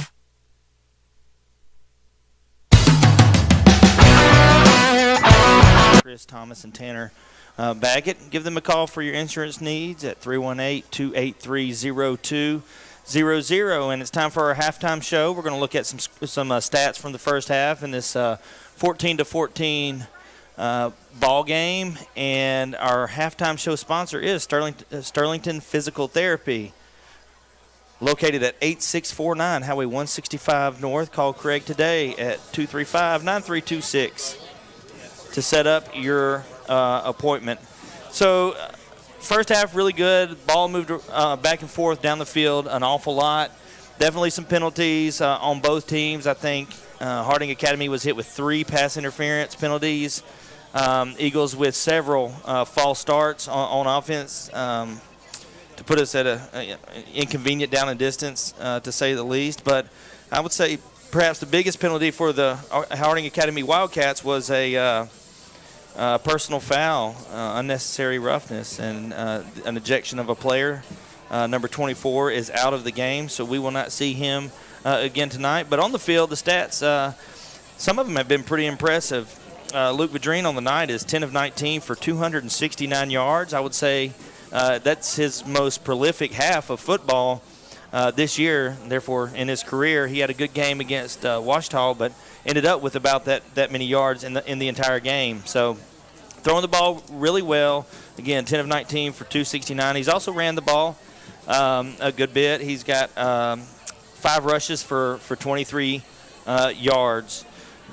Most of his targets have gone to number 13, Tate Hamby. Tate Hamby goes into halftime with 5 catches for 135 yards and 1 touchdown, having a big-time impact on the game. Draws a lot of attention. That opens things up for players like Jet Hudnall, who has 2 catches for 35 yards and a touchdown. Drew Dugan also has 3 catches for 64 yards and a touchdown. On the other side of the ball, Owen Miller, the quarterback for the Harding Academy Wildcats, is 12 of 14 for 132 yards. Super efficient, but, averaging about 10, 11 yards per completion, whereas Luke Vadrine's averaging about 27 yards per completion. So a definite contrasting styles, but Owen Miller, 12 of 14 for 132. He's ran the ball very well. Let's see, their leading receiver, I believe, is number 15 or 16, but he has 5 catches for 79 yards. Indy McGalliard has 2 catches for 38 yards. Let's see, Joseph Miles, number 2, has 2 catches for 2 yards. On the ground, Luke Vadrine leads OCS, the rushers, as I mentioned, 5 carries for 23 yards. Zach White having a tough time getting going. 8 carries for 15 yards, less than 2 yards per carry. That's quite different from his 9.8 yards per carry on the rest of the season. Macon Leonard with a good rush, 1 carry for 9 yards. On the other side of the ball, Owen Miller has 5 carries, the quarterback, for 22 yards. Number 20 is Isaac Baker, has 4 carries for 12 yards. Wyatt Simmons has 2 carries for 11 yards, and, of course, the 1 fumble. Eagles have forced 2 turnovers, have fumbled the ball once, but were able to recover their own fumble. And because of that, the Harding Academy Wildcats are 4-4 on third down conversions and have not faced a 4th down in this game. So no punts. No punts for the Wildcats. Eagles, on the other hand, are 4-7 on third down and 1 for 2 on 4th down conversions. So look at the rest of the team stats. Eagles have 19 first downs. The Wildcats have 13. Both teams really having a tough time getting behind, getting behind their running attack. Eagles have 35 yards on 15 carries. The Wildcats have 13 yards on 77 carries, but one of those was a pass out wide that was kind of a lateral pass that went for 30 yards. So you take that away, they're about 40 yards on 12 carries. The Eagles averaging 2.3 yards a carry. The Wildcats 5.9. Mentioned the quarterback play, passing yards. Eagles have a total of 269, and the Wildcats 132. 209 total yards for the Harding Academy Wildcats in the first half on 27 plays. Eagles 303 yards on 37 plays. Pretty close on their average yards of play, 8.2 for the Eagles and 7.7 for the Wildcats. I mentioned the 2 turnovers, both fumbles that were by Harding Academy that were recovered by the Eagles. The Eagles also have 2 sacks, have been sacked twice in the game for a loss of 10 yards. And the only field goal attempt was by Gavin Polk. It was a chip in on the first drive of the game that sailed wide to the left. So that'll do it for our Sterlington Physical Therapy halftime show. Again, the score is 14-14. We've got about 7.5 minutes to go until OCS will kick off to Harding Academy to begin the second half of this game. And that's our in-game scoreboard update brought to you by Shelter Agent Ashton Smith. Fantastic insurance agent for all your insurance needs. Give Ashton a call. She's actually here right down below us. Give her a call at 318-343-3582, and I bet even right now she'd get back to you if she saw that you called her. So if you need anything with insurance, Shelter Insurance Agent Ashton Smith. So we're going to take a break and maybe about a 2-minute break, and then we'll come back with a third quarter of play in this tie ball game. 14-14. You're listening to Washita Christian Eagle football on the OCS Eagle Sports Network.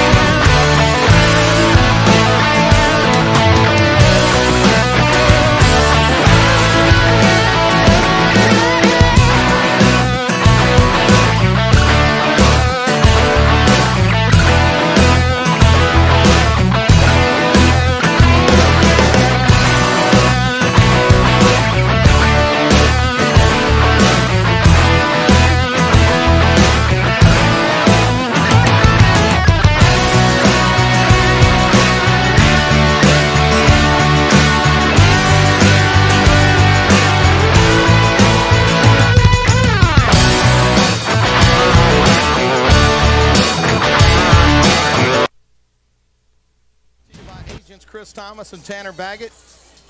We are still up here in Monticello, Arkansas. Hyatt Field, home of the Monticello Billies. And Daniel, I want to tip my hat to the folks here in Monticello. The facilities here are fantastic. We're not even in the big boy press box, and I have to tell you, the folks here have done such a great job of welcoming us, having their facilities ready for a football game tonight. And I mean, hey, for a school that to just open up their facilities and say, hey, look, come play ball here, that's a big deal. I mean, that's, typically not something that, well, I mean, I guess you could do it pretty easy, but I know Coach Fitzhugh does it quite a bit, actually, for a lot of the youth programs around the area, and I know he's done it for some other teams as well. So, hey, it's a really nice venue right here in the middle of town, and as nice as the facilities are and as nice as the atmosphere is, the football game is living up to all of it as we are knotted up in a dogfight tonight here in Monticello. The Ouachita Christian Eagles 14 and the Harding Academy Wildcats 14. It's been a long time since Eagle fans have seen us in a dogfight like this, had a chance to go down and kind of work my way around and talking to a few of the folks that are watching the game tonight, and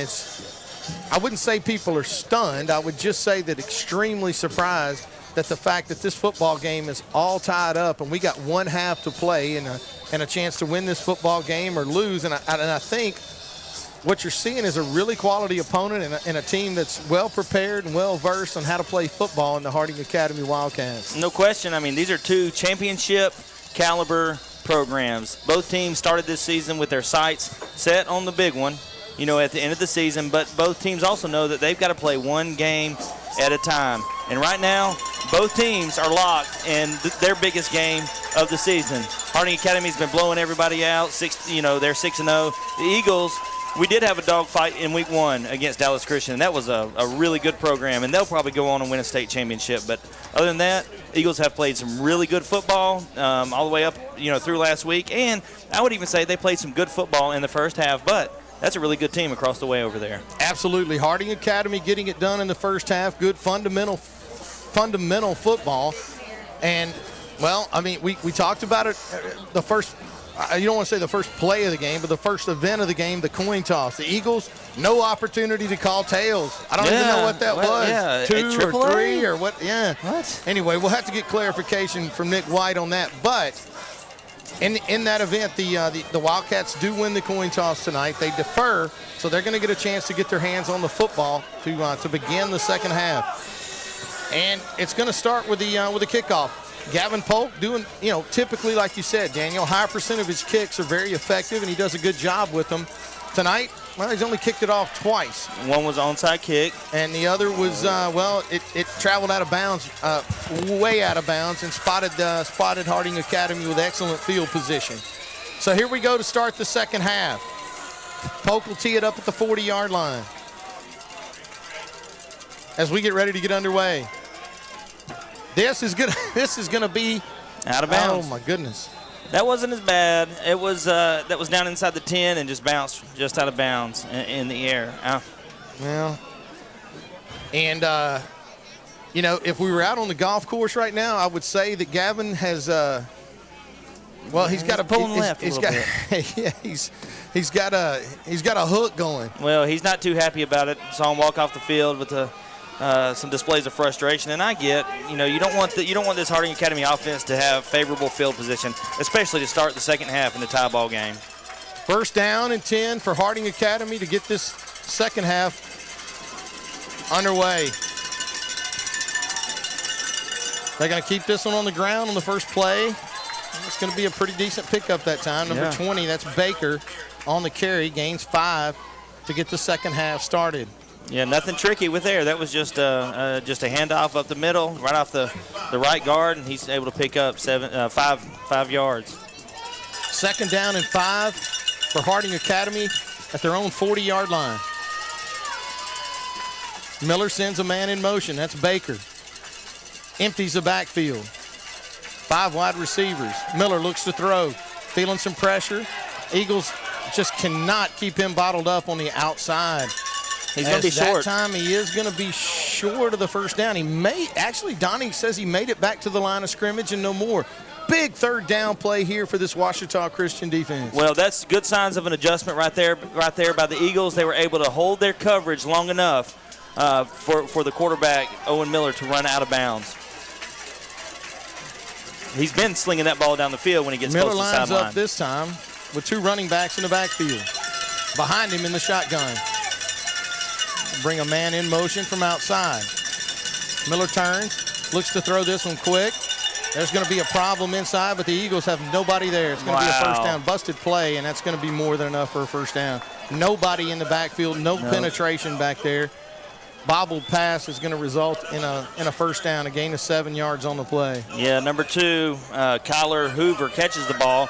Tough catch. I mean, it was kind of a bullet from short range, and had to stop to do it. He did. He corrals it and picks up the first down. They go back on the ground with number 20, and again, big push up front by Harding Academy. Yeah, this Harding Wildcat offensive line is getting quite a push early in this game. Running backs are finding a lot of room in the middle of the field. Gain of 7 yards on the play. Second down and 3.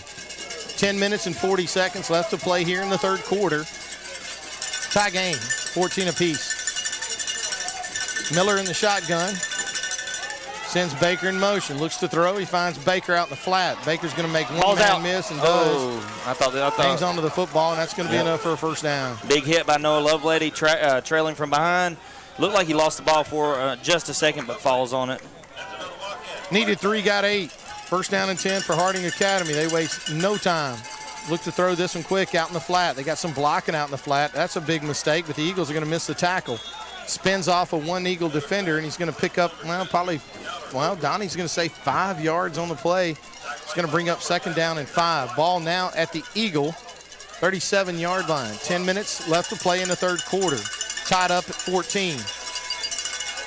Miller calls for the ball. Now he's going to run it. Running this one all the way, and we can't get to the edge. That's the most frustrating thing is our contained men are not getting there. We hadn't kept the edge in quite some time. What? Gain of 16 yards on the play. I think maybe a few of the Eagle faithful here looking for a holding call on that, but in any event, Eagles do contain on that far side. Now he looks to throw, and that's going to be incomplete. I'm not sure where that one was headed. Yeah, number 16 was, I guess, in the vicinity. Just throws it in the ground. Tries to roll to his left, and like you mentioned, contain, established. We hadn't seen that a lot. Well, the penalty is going to be an illegal shift. It's going to go against Harding, and they're going to be penalized 5 yards on the play. So that'll be first and 15. Yeah, you like first and 15 better than second and 10? I don't know. First and 15 for the Wildcats. It's supposed to be illegal shift's a dead ball. Well, then there wasn't a choice. Yeah, that's right. Going to throw this one up in the air, and that Good will be swatted defense. away. Number 15, Cam Bouillon, bats it away. Got a penalty marker on the play. Now, this one will be interesting. This could be 10 yards here. If it's a holding call, and that's where it was thrown. Yeah. So we don't have any indication right now, but it does look like it's going to be well. If it's roughing the passer, it's going to be an automatic first down. Well, we don't have any indication right now what we have. It's thrown right there where you would typically see holding. Face mask. Face mask. That's not going to result in a first. Well, unless they get to 15 yards. Oh, they can't because it'd be half the distance. So, no, it should be half the distance. Face mask. Yeah, so that's not going to be a first down. Yeah, it's going to. Well, it is, but because it was first down, but it's first and 3 right now, it looks like.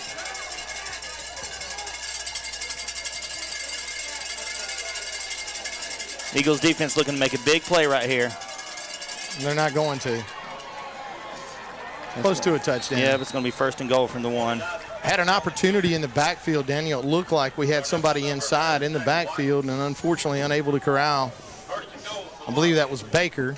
Turn to hand this one to Baker. And Simmons, he's not going to get there. I think he did. Yeah, second push. They'll give it to him.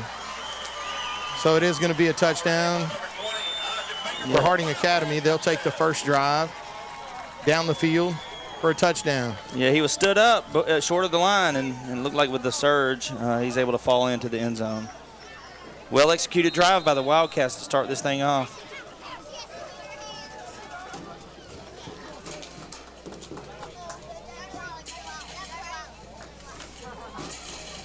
Extra point attempt is up and good. As Harding will take the lead now, 21-14. Yeah, good drive. They start off the drive running the ball right up the middle, then start throwing it to the outside, and then the quarterback's able to find some big gains using his legs, and they cap it off with a run right up the middle. I think the Eagles do a pretty good job that time, at slowing things down. The face mask penalty was huge on that drive. That was a and I'm not sure how you call a face mask call on a receiver that, on an incomplete pass 30 yards down the field, unless it was illegal hands to the face, maybe. That must have been what it was by one of our defensive players trying to get into. I don't know. I didn't see it, and you didn't see it. But no, it was going to be a holding call inside or an illegal hands to the face. I mean, it was thrown in the interior. Definitely nothing downfield. A big penalty at a really bad time. That's right, and set the Wildcats up for success. Well, the Eagles are going to have to answer now. Trailing in this game, 21-14. It's going to be another pooch kick, and that one's going to be fielded cleanly by the Eagles. Good field position for Turner. Turner's going to go across the 35 and be banged down just shy of the 40-yard line, where the Eagles will start this with good field position. Looks like they'll put this football right at the 40, where the Eagles will set up for their first drive of the night, a gain of 18 yards on the return. Great field position to start this drive at their own 40-yard line. I got to say, I was looking at the stat book that we get, the media guide that we get. John Turner's averaging just over 18 yards of return on the season, about the same as Tate Hamby with almost as many opportunities. Two running backs in the backfield for Luke Vadrine. Calls for the ball, gives this one to Zach. They're going to get a kick-out block on the outside. Zach's got some running room, plants the outside leg, and he's going to pick up positive yardage. I think the Eagles, you and I both have said this on countless occasions, and we're going to say it again. The Eagles' offensive staff always makes a solid adjustment at halftime. Yeah. And, what we were seeing is a lot of penetration right up the middle of the field, blocking all the normal running lanes that Zach's enjoyed. That time the Eagles set it up with a lead back in the backfield and a nice kick-out block on the edge. Gain of 3 yards, second down, and a manageable 7. Well, that's actually more than our first half average. I don't think you heard the stats, but we were averaging 2 yards a carry in the first half. Second down and 7. Ball at their own 43-yard line. Vadrine's going to call his own number. He's going to make one man miss. A nice, tough run inside by the sophomore quarterback as Luke will pick up another 3 yards and set up again a very manageable third down and 4. You're close to midfield here. You're second and 4. I got to think that it's possible we're getting into 4-down territory here. I don't know. No, you want to pick up the first down here. You don't want to take a shot right here. Eagles are going to line up in a bunch formation to the right. But empty backfield. There we go. 2 receivers split wide to the right, 1 to the left. Good snap from center. Time to throw. Luke puts some air into this one. No, it's going to be incomplete. Step into that. Threw it off his back foot that time. And it was short, and one hopped into Zach. So I see Gavin Polk standing next to Fitzhugh. He's thinking a couple things over. It's going to be 4th down and 4. All right. And I think Coach Fitzhugh has decided that he's going to go with this one. Yeah, he looked over at Drew Vadrine and said, "You got something for this?" And he goes, "Yep." And so they're going for it here on 4th down. Here we go. Already on the field. Yep. 4th down and 4. Biggest play of this drive. Biggest play here in the second half so far. First drive of the second half for the Eagles. Vadrine in the shotgun. 2 running backs with him in the backfield. Turns, hands this one to Zach. Zach is going to be short. Harding's going to take over on downs. Big stop by the Wildcats. Just a basic off-tackle play there. And he's going to be a yard short. Zach favoring his left leg as he comes off the field. Turner favoring his right leg as he came off the field. Got a lot of Eagles right now shaking this one off. You're going to lose Zach White on the defensive end of things too. Yeah, Cam Vouillon's filling that void. Made a great play in the previous drive. All right, let's see. 1, 2, 3. 5 wide for the Wildcats. Empty backfield. Miller in the shotgun. Eagles got to make a stop. Come on, contain. Instead, they're going to give up about 6 yards on first down. It's going to be 2nd down and 4, or actually a gain of 7, so it's going to be 2nd down and 3 for Harding. They start this drive in Eagle territory at the 49. Miller in the shotgun. Baker joins him. Baker's going to get the football, and he'll get oh, man. Second, third effort that time. Yeah, He looks like he's going to have enough for a first down. Eagle defense is under attack. Gain of 5 yards on the play. A lot of tempo being put out by Harding. They get to the ball quick, get on the ball, and execute the plays quickly. Well, you said it earlier in the week when we talked about this. This offense will agitate you. It'll bother you, and it'll cause you to get frustrated, and that's what it looks like is happening to the Eagles defense. It's time for them to recenter, not panic, and make a big play. First down and 10. Send a man in motion. Going to throw it quick out the flat. Edge. Edge is set, and it's going to be a big gain for the Wildcats. Probably 11, 12 yards. It's going to be enough for another first down. So much space on this side. I mean, they had one receiver over here.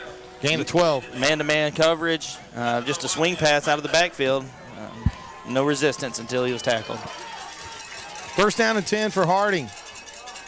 Miller attacks the edge. Got some pressure. He's going to be taking No way. No, sir. Oh, my goodness. He fell down. You know what? That's not a slide. That is unbelievable. You can't do that, and you can't call that. No, he's coming. Noah Lovelady's coming in for the tackle. The quarterback drops down on his butt. You got to be kidding me, and that's intentional. That's what he's doing.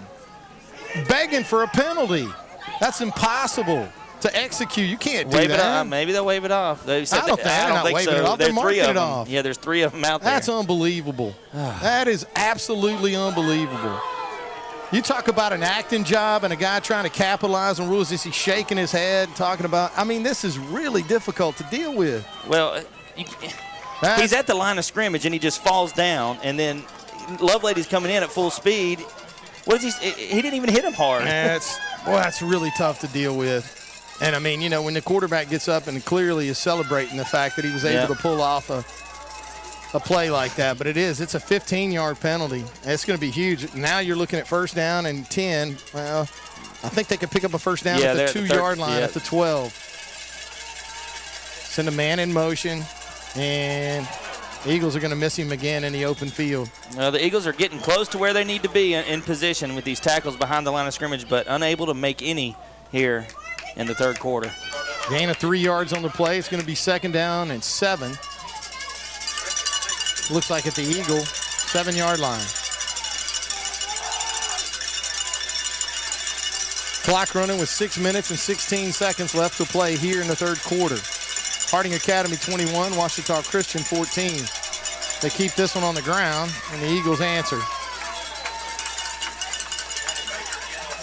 Yeah, the Eagles defensive line closing the gaps there. Nice job by Stacey Shaw, bringing the running back down. Well, I say the Eagles answer. It's going to be a gain of 3. Yeah. So now you're going to be looking at 3rd down and 3, or actually 3rd and 5.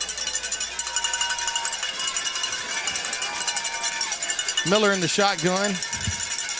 Looks to throw this one quick on the outside, and he's going to throw this one up in the air. It's incomplete. Yep. Trick play on the outside didn't fool Tate Hamby. There's nothing there. So now they're going to send on the field goal unit to try to increase this to a 10-point lead.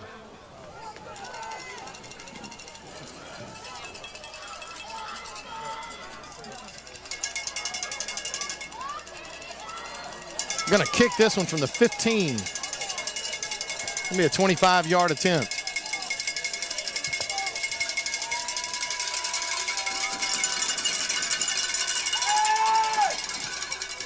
Kicks up. Looks good from here, and it is. Tell you what, Daniel, these last 2 drives, the Eagle defense is, well, they've been bending and trying.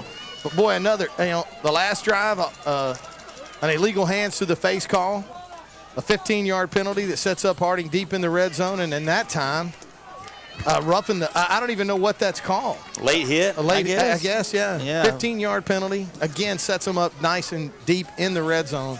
2 penalties. Well, I tell you, the illegal hands to the face, there's probably something to that.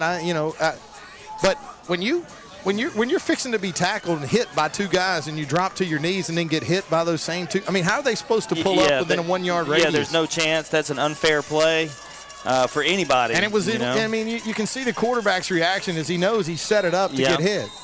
He waited till the absolute last second when he knew there was no way for them to not hit him. Well, he tried it earlier in the game, and the referees were like, no, we're not buying that. But boy, that's really tough. All right, this time they're going to kick this one deep, and now it's going to go through the end zone. Oh, my goodness.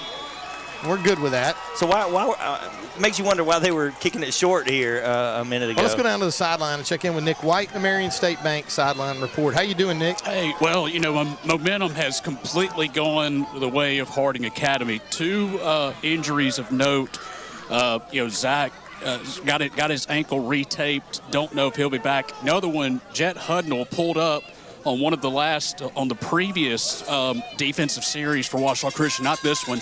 He's been trying to get his hamstring stretched out, but right now does not have his helmet in his hand. All right, Zach White, Jed Hudnall, not involved in the game right now. That's going to be a challenge for this Eagle offense. We'll see if we can respond. Bedreen in the shotgun. Going to send Turpin in motion. Turns, hands this one to Turpin. He's got a little bit of running room. Plants his outside leg, gets upfield. Harding's not going to arm tackle him as Turpin keeps on his feet, keeps moving forward. He's going to be real close. Maybe has enough for a community pharmacy first down. A gain of 12 yards on the play. Nice tough run out of Turpin. On top of the injuries that Nick mentioned, I saw number 88 for the Wildcats, Indy McGalliard, on the sidelines after that last. He was the intended receiver, and he pulled up short, so we'll see if he comes back out. First down and 10 for the Eagles. Bedreen in the shotgun, sends Hamby in motion. Fakes it to Tate, and he's going to be wrapped up and dropped in the backfield. Probably would have wanted to give that one to Tate as the read man on the end of the line. That time, Daniel didn't go anywhere. No, that was number 13, Sam Swindle, with the tackle, and he's made several big plays for Harding Academy on defense tonight. Loss of 2 yards on the play. It's going to bring up second down and 12. Not saying I think we need to do it, but no, I mean, I know what you're going to say. Is there ever a bad time to throw to number 13? No. You got second long right here. They're trying to shift the bracket late. See? It's not there. Luke's going to look, throws, and he's got a man. Yep, that's Turpin. That's going to be complete to Turpin. Hold on to the ball. Turpin's going to make one man miss. He's going to fall forward.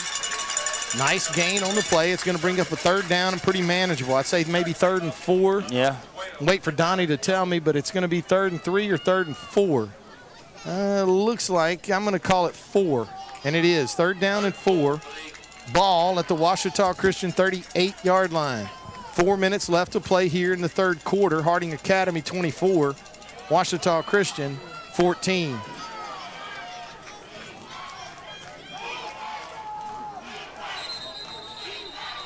Play clock is not wanting to cooperate with the officials, and now they decide to. Number 12 is going to have to make a choice out here. He's either having to cover his man or he's going to have to cover Tate Hamby. It's interesting. Wyatt Simmons is not on the field. There we go. It's going to be in the neutral zone. It's going to go against Harding Academy. It's encroachment against the defense. It's going to be a 5-yard penalty, and that's going to be more than enough for an Eagle first down. All first downs brought to you by Community Pharmacy. First down and 10 for Washita Christian. All right, OCS faithful looking for some life here. Wyatt Simmons is on the sideline. He is not in the game. Eagles need to take advantage here. Turn. You're going to fake this one in. Man. Quarterback dive inside again. Gain of 1. Yeah, not a lot there. I like those plays. They work, but they seem like they take a long time to, for things to develop and open up. I mean, by the time Luke made up his mind, there wasn't a right decision to make. It's going to be 2nd and 9. So Macon Leonard's in the game at running back. Zach's still on the sidelines.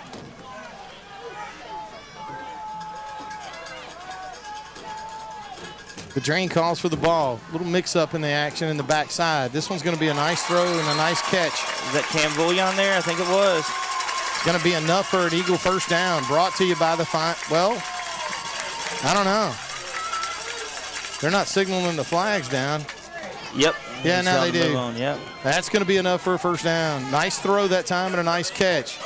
Let Tate Hamby kind of clear things out for him and threw right back in underneath into the void. 2 minutes and 24 seconds left to play here in the third quarter. Ouachita Christian 14, Harding Academy 24. All right, here we go. We got our single coverage here on the near side with Tate.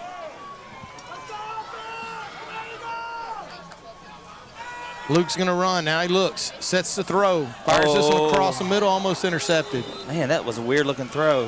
Threw off his back foot. Yeah. Didn't step into it, put as much air under it as he could. It's going to be incomplete, and it's going to bring up second down.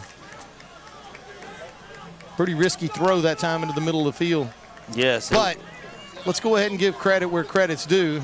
Luke under a tremendous amount of pressure that time. He was, and threw it up, overthrew Patrick Turpin, the intended receiver, hit the defender who was behind him right in the chest. Luckily falls to the ground. Second down and 10 for the Eagles. Ball at the Wildcat 42-yard line. Good snap from center. Luke's got time. Put some air into this one. My goodness. Well, we may have had a little. There it is. Okay, there we go. There's the flag. Man. A little delayed reaction on that one. Yeah, that was actually really good coverage. No need for him to put his hands on Drew there. He is not catching that ball. That ball was thrown short and wide. But the good thing about high school football, there is no uncatchable rule. They won't say the ball was uncatchable with pass interference. So it is. That's the fourth one on the Wildcats tonight, by the way. Going to be pass interference against Harding Academy, and they're going to march this one off. Eagle drive still alive. Need points here. We got to get points here. Got to have points here. First down and 10 for the Eagles. Ball at the Harding Academy 32-yard line. Vadreen in the shotgun. Turner's going to give this one inside Turner of the goes, fullback. John. That's Turner. Turner that time with a nice hole. Holes have been hard, few and far to come by. But that time Turner had a nice hole, picked up 4 yards on the play. It's going to bring up second down and 6. They put this football at the Harding Academy 32-yard line. 27-yard line. My bad. Eagles trying to get this offense set up. Vadreen going to turn, hands this one inside. That's Leonard. Tough sledding inside for Leonard. Gain of 2 yards on the play. And the Eagles are going to be looking at 3rd and 5.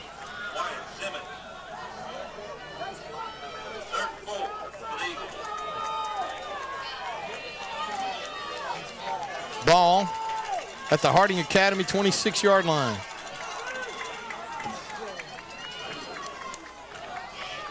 With only 3 receivers part of the set, Tate going to draw double coverage. This time they turn and hand this one. Get upfield. And we're going to have a penalty. And they're probably going to call holding. And that time, making Leonard, you saw that, Dan. You saw you got to plant that outside leg and accelerate your dance. He chopped his feet to slow down. He's got to cut and go. But it is going to be a null and holding void call against the Eagles. That's a 10-yard penalty. That's a backbreaker. Well, they're going to accept it. They could have declined it, and we would have had 4th down. But probably 4th and about 2. 3rd down. Yeah, it would have been 4th and 2. They opt for 3rd and 12. 3rd down and 12.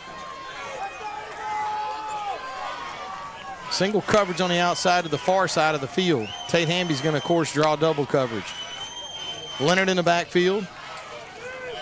Luke's going to call for the ball. Got some time to throw. Throws this one quick to Leonard. Leonard's explosive runner. He's close. He's going to get upfield. Going to be real close, but I think they're going to mark him out shy of the first down. This is going to be a big-time play. Yeah, they're going for it. This is big boy football. Yep. 4th and about 4. 4th and 3. 4th down and 3 for the Ouachita Christian Eagles. Now, Zach White is not on the field. Usually 4th and 3, you hand it to Zach, guarantee you 3 yards, but he's not on the field, so we're going to have to find another way to get the 3 yards here. Biggest play of the game so far for Ouachita Christian. You got to put points on the board here. Yep. 4th down and 3. There you go. We'll take it that way. That's the third time we've done that tonight, and it's worked. You got to stay steady in the saddle. As the Eagles are going to pick up a first down. Yeah, that's infuriating for a defense, for a defensive coach, but you got to stay on your side of the ball. First down and 10 for Ouachita Christian at the Harding Academy 20-yard line. Eagles getting this done without a couple of weapons. Vadrine in the shotgun, turns, hands this one to Leonard. Leonard's got some room. Yeah, he's got holding. Leonard's got some room. We've got holding. They're gonna bring it back. Yep. Looks like our tight end on this side may have gotten a piece. It was one of our linemen. It was one of our linemen. And in this case, the holding actually sprung the play. So it's going to come all the way back. Great run by Leonard. You know, it's not his job to stop when somebody holds. He just kept going. A block in the back. Illegal block in the back is, well, it's going to be, no pun intended, a backbreaker on this drive, as the Eagles are now going to be backed up. First and 20, is that what it is? First down and 20. At the Bison 30-yard line. Boy, a lot of penalties, especially in critical time. Yes, and when we're close, we're around the red zone. First down and 20. Vadrine in the shotgun. Leonard joins him in the gun. 3 receivers, part of the set. Good snap. Luke looks to throw. He's feeling some pressure. He's going to have to roll out. Now he's got some running room. He's across the 30, down inside the 25, across the 20. Oh, yeah, let's go. Oh. He slid. What's the difference? Not really sure, but they're going to keep their flag in their pocket. A gain of 14 yards on the play. You're going to need 6 more to keep this drive alive. Nice play that time by the sophomore quarterback as the third quarter comes to an end. Want to thank tonight's third quarter sponsor, Valerie Van Mathern, attorney at law. Valerie specializing in estate planning, successions. Call Valerie today, 807. Well, let's go 318-807-9030. 318-807-9030 to schedule your appointment today. I want to thank Valerie Van Mathern, attorney at law, longtime supporter and sponsor of Ouachita Christian Eagle Athletics. Let's take a minute to go down to the sideline and check in with Nick White and a Marion State Bank sideline report. How you doing, Nick? Hey, well, we're hoping to obviously sustain this drive, keep this thing going. You mentioned Daniel Wyatt Simmons, so I looked across the way, and it looked like he was stretching out his hamstring area. Don't know if it was cramps or what, but that's a big weapon going for Harding Academy, a legit Division I recruit for them. Nick, first week of the season, I was up in Searcy watching this Wildcat team in their home opener, season opener, and I noticed that night, same thing, probably 15 to 20 minute void where he was on the sideline getting his hamstring stretched out as well. So here we go, first play of the fourth quarter. Ouachita Christian trailing Harding Academy 24-14. Vadrine and the Eagles with the ball inside the Washam Agency red zone at the Harding Academy 16-yard line. Zach White on the sideline being nursed. Vadrine in the gun. Turns, going to hand this one to Leonard. Leonard with some running room. He's inside the 10. Oh, yeah. Now he's inside the 5. Still on his feet. Inside the 5-yard line. Making Leonard. They're marking him at the 6. I thought he stayed up. And they are going to mark him shy. Donnie's going to give him a gain of 10. Yeah, nice so run. It is going to be second down and goal. Actually, first and goal now. From the 6. At the 6-yard line. We've been here a few times tonight, too. We just don't want to end up at the 11. Vadrine in the shotgun. Oh, we're going to be at the 11. You know, I mean, why not curse it? I know, but I mean, why not? You know, I mean, we've been at the 6-yard line 3 times tonight, and we've been at the 11 one play later. Oh. And I tell you what it is, the center's not snapping the football. There's got to be something going on because everybody we're calling moved for the ball, and everybody moves except the ball. Yep, there's something that happens, and I don't know. It happens on the 6, so maybe we can get it on the 7 here in a minute. Hopefully. Vadrine calls for the ball. That never developed. And when we're trying to attack the center of the field, Daniel, it's just making it really hard because there's nowhere to run in the middle of the field. That's right, and that's Wyatt Simmons who is timing that snap, and he's blowing right through the line of scrimmage there, messing everything up. Second down and goal. Not sure, may have made it back to the line. No, it looks like we're at the Actually 13. a loss of 2. Yeah. So it's going to be second and goal from the 13. You got to throw the ball to Tate Hamby here. Oh, my goodness. Now the snap's going to – maybe it was snapped early. Who knows? It was. Nobody was looking. Nobody was set. And the ball comes flying back to Luke Vadrine and rolls back to the 34-yard line, 31-yard line. Disaster. That's a disaster. Loss of 11 yards on the play. First and goal at the 6 has turned into third down. And, well, actually. 31. Yeah, it's going to be a loss of 18 yards on the play. So it's going to be third down and goal at the 31-yard line. Could not. Well, I tell you, I don't know if you could, The turnover is the only thing that's worse.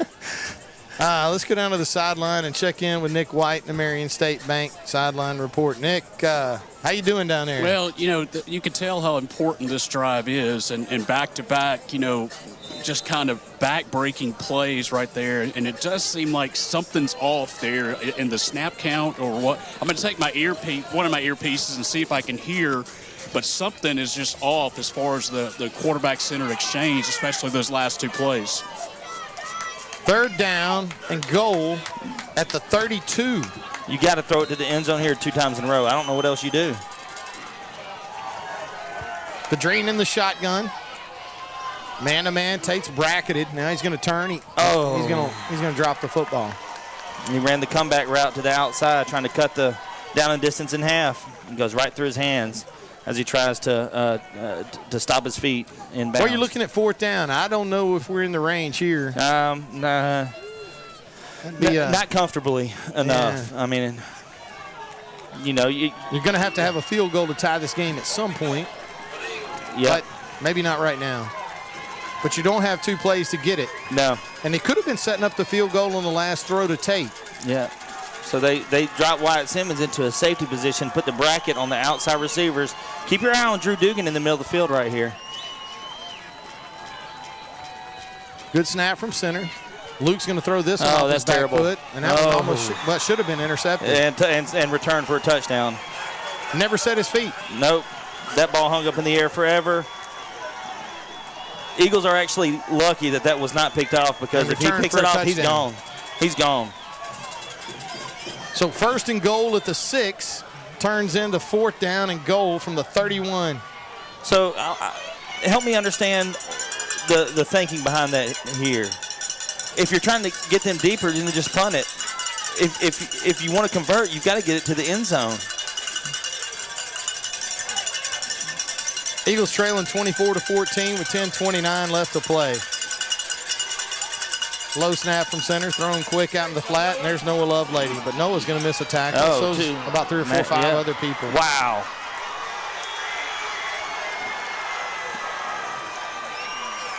Eagles have been in the backfield all night. They have, but this is a team that's showing resilience when that happens. They're breaking tackles from some of the best tacklers that we've ever seen play at the high school level and getting positive yards. First down. Stack formation, look for the screen. Yep. That's what they throw out of these. Give it inside. Oh, my goodness.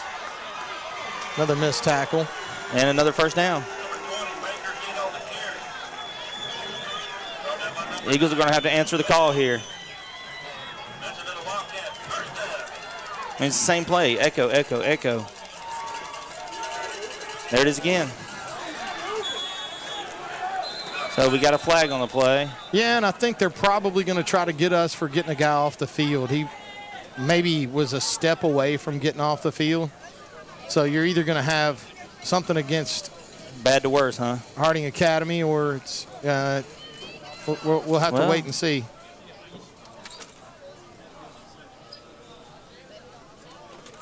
Yep. Illegal substitution against the Eagles. Yep. So they were able to get us a yard away from the sideline. 5 yards for the Wildcats. 1st and 5. Quick throw out in the flat. Missed tackle. Minimal gain, but maybe enough for a first down. A gain of 4, needed 5, so it is going to bring up 2nd down and 1. 9 minutes and 34 seconds left to play in the football game. All right, this Eagles defense has been called upon in big situations this season, and this is one of those. They're going to have to make a play at some point on this drive. You'd like to say 4th down, but depends on the spot. I think he's going to get a good one.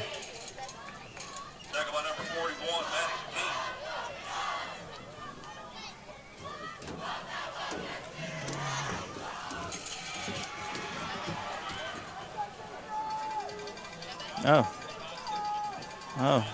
We might see him pull an index card here in a minute.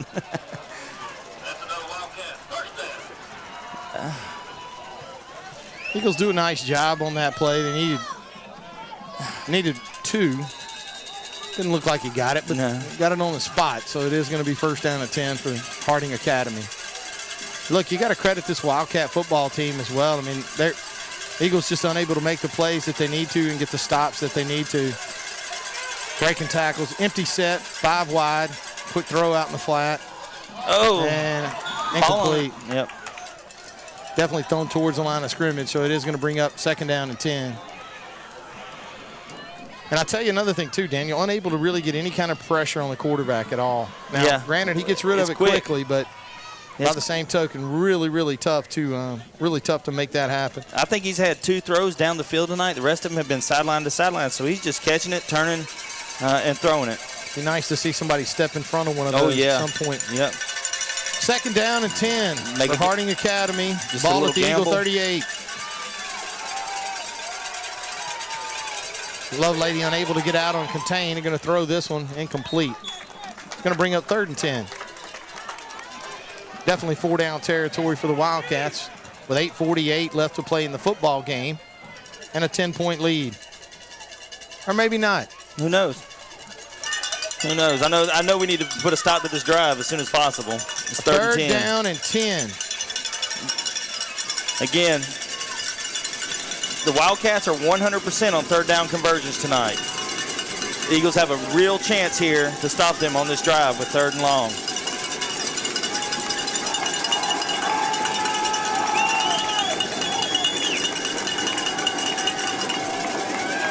Miller with all day to throw.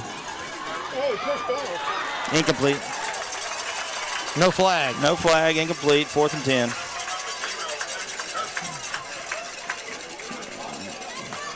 And as soon as I told you I thought it was 4-down territory, looks like the Wildcats will punt. Yeah. I'm surprised they're not trying to kick a field goal. It would be This will about be 56. the first punt of the night for Harding Academy. Their punter is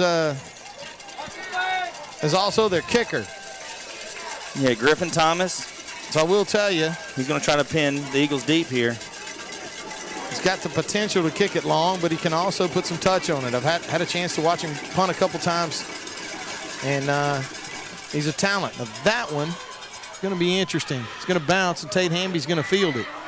Tate's got some running room, and he's going to get across the 15, run out of bounds on the far side of the field at about the 20-yard line.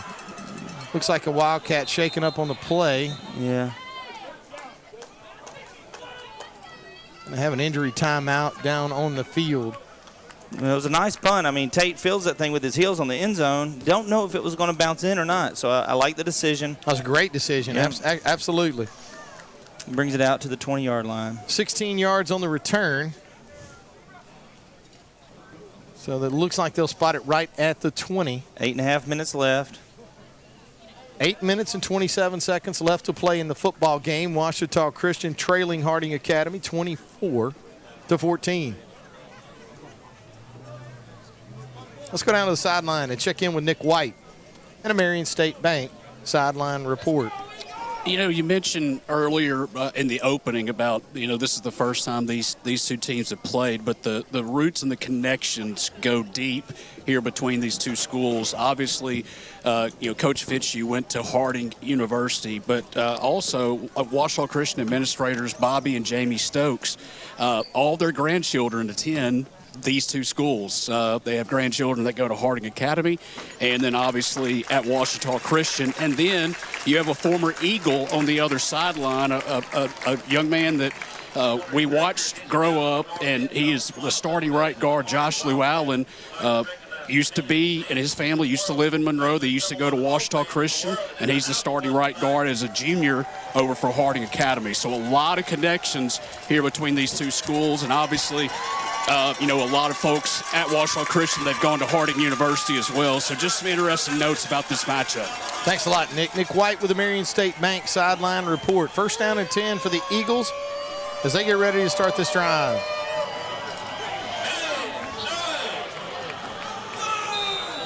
Wow, what are we doing here? Calling the Hogs at whatever. Okay, here we go. First down and 10 for the Eagles. Ball at the 20-yard line.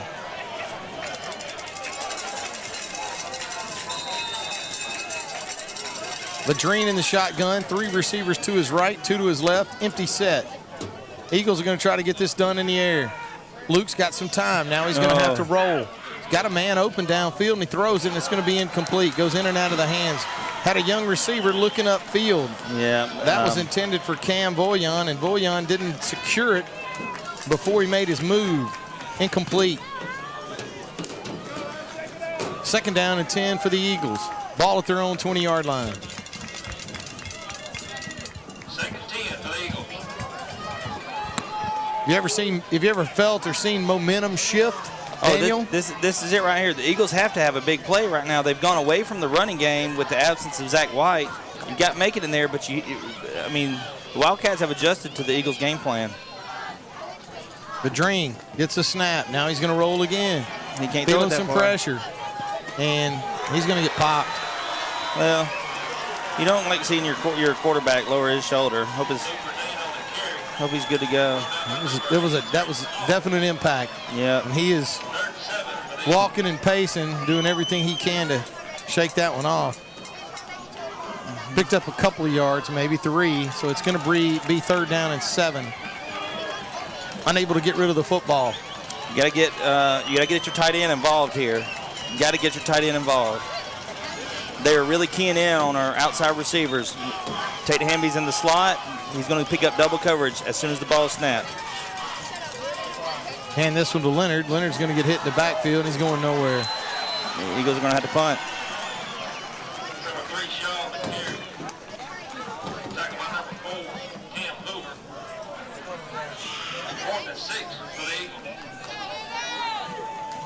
The Eagles are going to have to punt, and the Wildcats are not even going to set up a return here.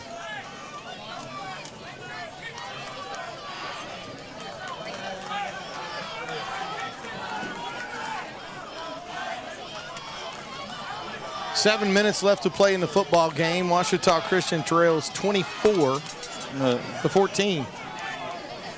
So now Tate Hamby's going to draw triple coverage.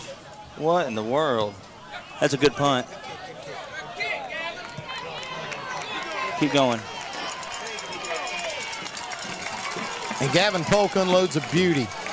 It's going to go inside the 20-yard line, where it'll come to rest at the 15. You talk about flipping the field. Holy 55, smokes. 55, what a great punt. 59 yards for Gavin Polk. Well struck football, and much needed. Going to back the Wildcats up. Yeah, this Eagle defense, Daniel, is going to have to do something we hadn't done a whole lot of tonight, and that's get a stop. Well, that or force a turnover. We force 2. We're going to have to find a way to get the ball. Jed Hudnall still on the sideline. Zach White still on the sideline. Eagles are short-handed.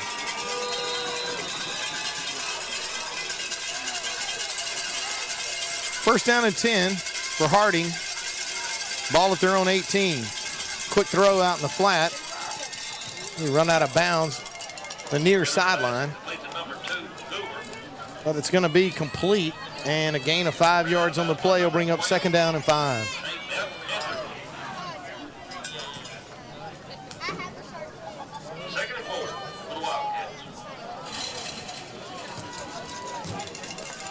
Miller in the shotgun. Empty backfield, 5 wide. Rolls, tries to cut this one back. Now he does. Oh. And I'm telling you, this whole sliding thing that he does it's really, well, I tell you, it's unbelievable. I don't see how you get away with it, but that time, they keep the flag in the pocket, but it's going to be 1st down and 10 for Harding Academy as he eludes one Eagle defender.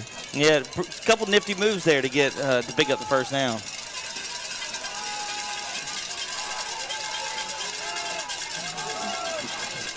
Yeah, there you go.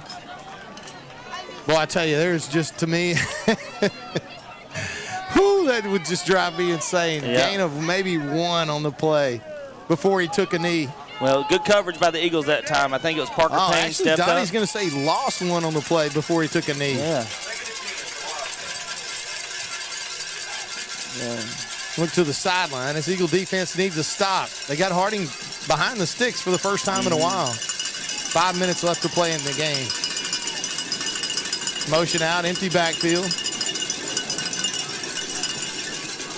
Miller looks to throw. Got all kinds of time. That may be a mistake, but instead he got behind the coverage. That's a touchdown for Harding. All right. Yeah, now we're going to, unfortunately, it's going to be after the play. It's going to be after the play. Nobody cares. Enforced on the kickoff. Blah, blah, blah. Yeah, that's right. At least the official looked mad throwing the flag. Yeah, it doesn't matter. Yeah. Yeah, that'll be touchdown, cover 75 yards. What do we want to do, Coach? Do it on the kickoff? Kickoff, yeah. I mean, what's 10 yards of this kid that's kicking extra points here when he's kicking it into a different I tell you, that was school zone. You know, when you stand there like that in front of the visiting crowd like that, Yeah. what does that do for you? Well, I think there was something else that we missed because Ryder Bentley and him were pretty close to each other. So again, he said something or what? And that was their running back, the one who's, man, we've had a hard time with him this second half. Oh yeah.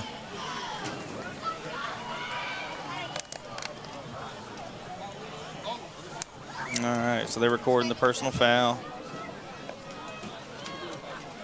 Was it taunting? Yeah. I guess. That's what I would guess. I didn't see the signal.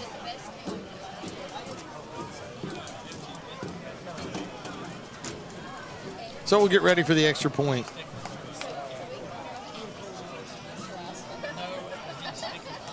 So, hey, Nick, was that taunting? Is that what it was? Yeah, well, it was unsportsmanlike conduct. I was looking down, but it happened on this side. I believe, well, I don't want to call the young man out. I don't believe in getting into all that, but I believe it happened over on this side. But yeah. I was looking down, at the. That was taunting. beautiful. Yeah, I believe it was, but I didn't see. I just saw unsportsmanlike conduct.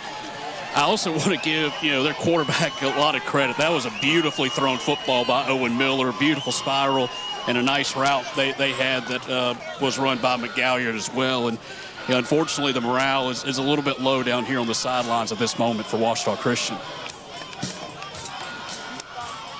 31-14. Eagles down a couple of players. Zach White. Jet Hudnall nursing some injuries. Harding Academy is taking advantage of it as they put 14 unanswered on the board. Maybe Tate Hamby can wake this team up here with a big return, a chance to return after that penalty. They're kicking off from their own 25. 5 minutes and 19 seconds left to play in the football game.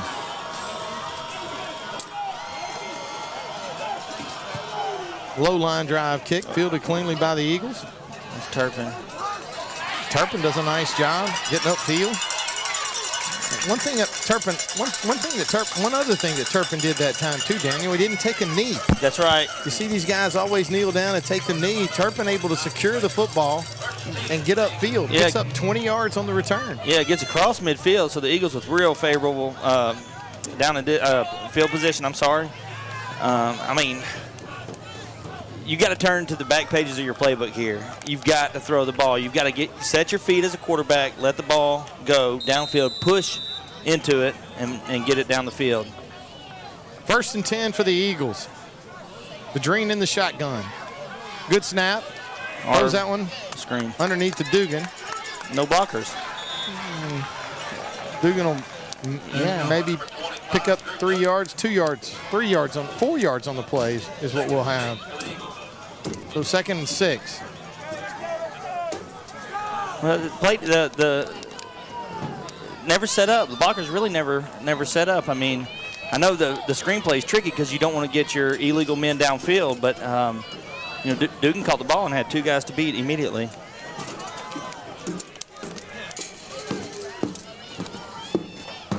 The drain with some time. Now he feels some pressure. He's going to step up in the pocket. He's going to get sacked.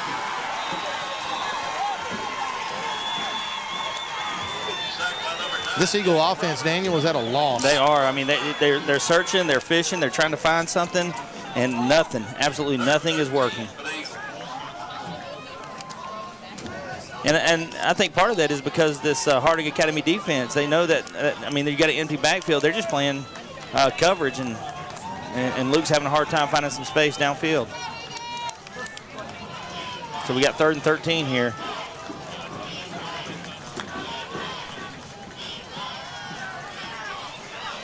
Oh, you got to throw it. Oh, my goodness. He's going to lose more. That's behind the line of scrimmage. He can still set his feet and let the ball throw. Let the ball go there.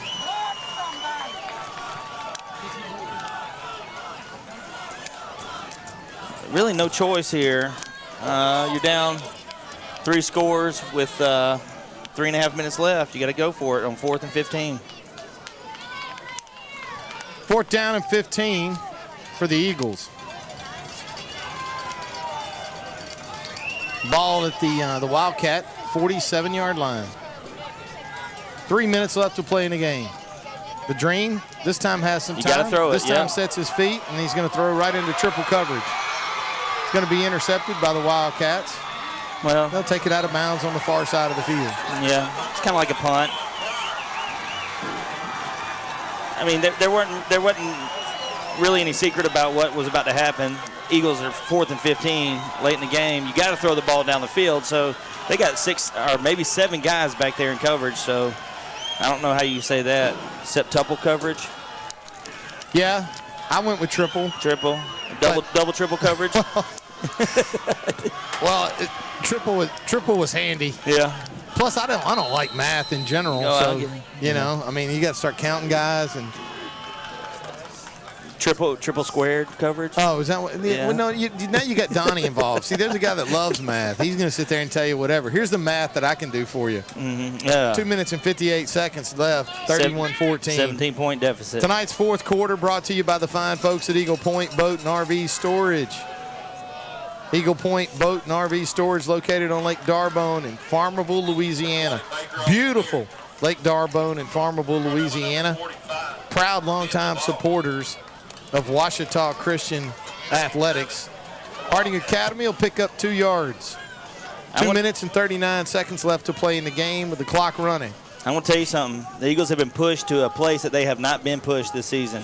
I'll tell you right now, if you're watching on the live stream, the morale, I talked to you about it earlier as far as, seeing that the morale shift like it had.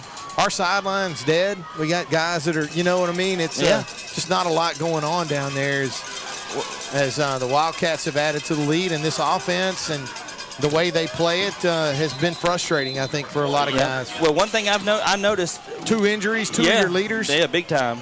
But another thing I noticed is Harding Academy does not have the amount of players that play on both sides of the ball. Most of their players are playing one way, and they've outgassed us tonight. I mean, they have put us in a position that we have not been this season, where we couldn't last. It was the up-tempo offense, the running sideline to sideline, and then back to the line again, and having to scramble. And it's been a slow game because a lot of them have gone out of bounds, so the clock has stopped several times. Like I said, this has been a test that the Eagles have not faced this season, and we knew it was going to be tough with the style of offense. We were hoping that we could overcome it, especially early in the game. We get a couple turnovers, but since then, the Wildcats have protected the ball. They've executed their game plan, and they really pushed the Eagles to a place that they have not been this season. And you hope it's one of those places that you can build off of moving forward, because there is going to be frustration, agitation, things that you could have done differently. So many tackles behind the line of scrimmage that are just outside of the Eagles' outstretched hands. So many of them that if we make those, it's a different game, but we have not made those tackles tonight. Tale of two halves. The Eagles playing a great aggressive style of football in the first half, just unable to keep the momentum going.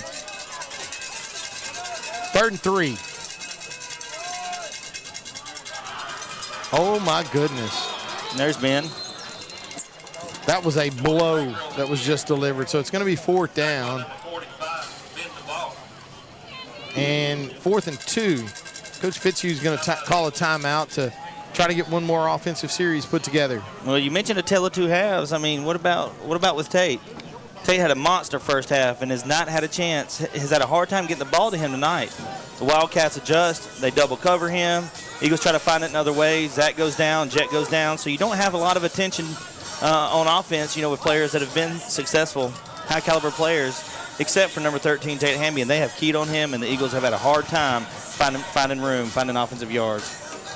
Well, when you see somebody get double covered, you got one less guy that's available to cover somebody else, and just haven't had the numbers game, or maybe even maybe the scheme set up to attack those numbers. In either case, we've had a hard time adjusting here in the second half, and with 2 minutes left, Ouachita Christian's going to go down tonight to the Harding Academy Wildcats. Yeah, barring some kind of miracle now. Tate Hamby is back to receive, but like I mentioned, I mean, he looks like, he's been out there a lot tonight. Harding's going to punt this from the 20. Find out if their punters can do this thing directionally or not. Tate was able to return the first one. Block, go. They're going to get him. Yep. Great job. All right, a little life. A little bit of life. A little bit of life's always good. Number 2, I think that was Parker Payne with the block punt there. So now the Eagles need to score quickly here, because you're still 3 scores down. Yeah, I was going to say, you're going to need to score quickly. You're going to score quickly, you're going to need to, and then do it again. Yeah, and again. Mm-hmm. So here we go. Madreen in the shotgun. 2 receivers right, 1 left. Somebody's going to have to make a play.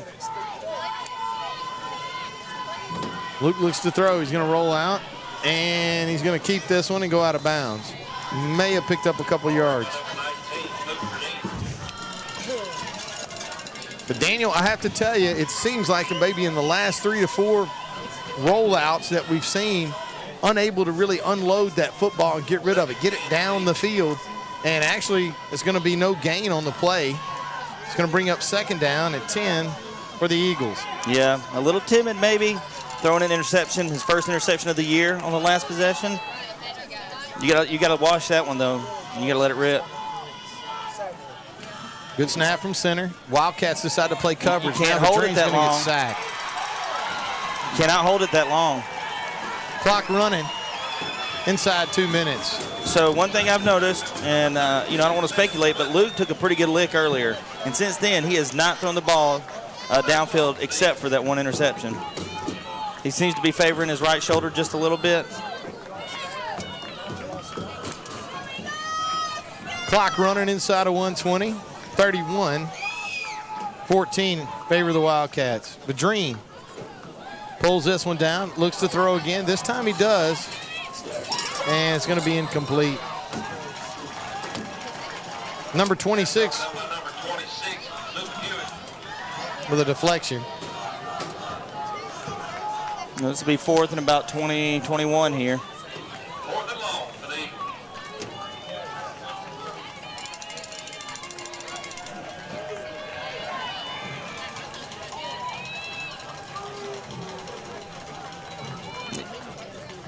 Minute 8 left in the game, David. Yep.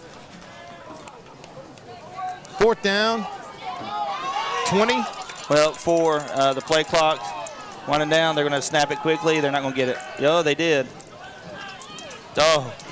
Sack. No chance. No chance. Turnover on down. Expect the Wildcats to take a knee here.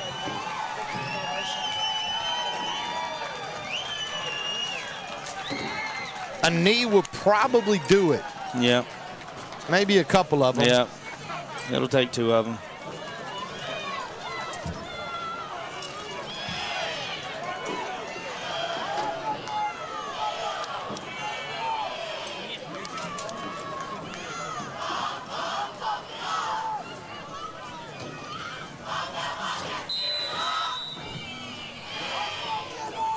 Three running backs, 4, and they will.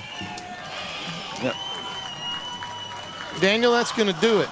As the Ouachita Christian Eagles are going to go down tonight to the Harding Academy Wildcats. A gauntlet that the Eagles started off this season with. A lot of really difficult games. Got past the Oak Grove Tigers, got past the Ouachita Lions, but tonight here in Monticello, Arkansas, the Eagles are not going to get past the Wildcats. And that will do it. Ouachita Christian's going to lose their first game of the season to the Harding Academy Wildcats. But a tale of 2 halves from here in Monticello as the Eagles played a scrappy, up-tempo, aggressive football game in the first half and just unable to get anything on track in the second half. And Daniel, if I had to say it, it just comes down to momentum. Yeah, I think momentum played a big part in that. And part of that momentum is going to be the loss of 2 of your senior players and your senior leaders. 2 guys that kind of make the engine tick, as they say, and just unable to really get it going. Yeah. In addition to that, I mean, momentum was a big thing, but when you got to have a mentality of next man up. Well, tonight, I think our lack of depth at certain positions really showed. I mean, Zach White had over 1,000 yards last year. Macon comes in, has a couple good carries, but does not draw the attention that Zach does. Jet goes out. That takes away the threat from the other side of the field to give Hamby some room to run, which was there in the first half, and there's nothing available there. Luke Bedreen has a hard time getting the ball to receivers. Receivers have a hard time getting open because the running game's not working. It's all connected, plus the whole morale thing with when you're down, you come out, they score the first drive, and then we don't answer, and then they get a kick a field goal their second drive. Now we're 2 scores down, and it's almost time to panic. So the Eagles never able to get anything going on offense in the second half there tonight. The first half, very prolific. Threw the ball well. Tate Hamby had a big first half, but second half, not so much. Let's go down to the sideline and get some final thoughts with Nick White and the Marion State Bank sideline report. Nick, how you doing down there? Well, I think you guys make some valid points. You got to give Harding Academy credit. They came and took that game in the second half. They came out of the locker room, had an unbelievable drive.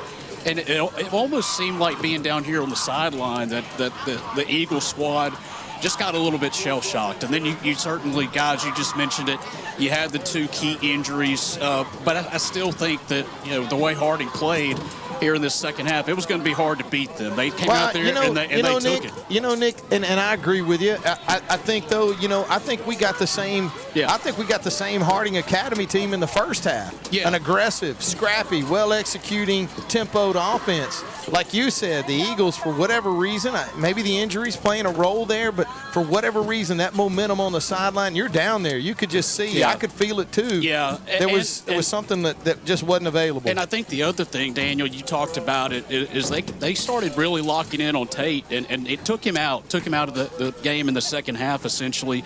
But also, I mean, you saw the pressure that Luke was under. I mean, a tremendous amount of pressure. So, you hop back into district. You got 2 district games upcoming. Got a non-district game in 2 weeks against the Grant Cougars, and then you got to get ready for the playoffs. But you're going to learn a lot from this football game, I believe. You got a lot of opportunity to get healed up too. Next week you take on a rival in Cedar Creek. I hate that I'll miss that. I'll be in Georgia so I'll be trying to tune you guys in on that one.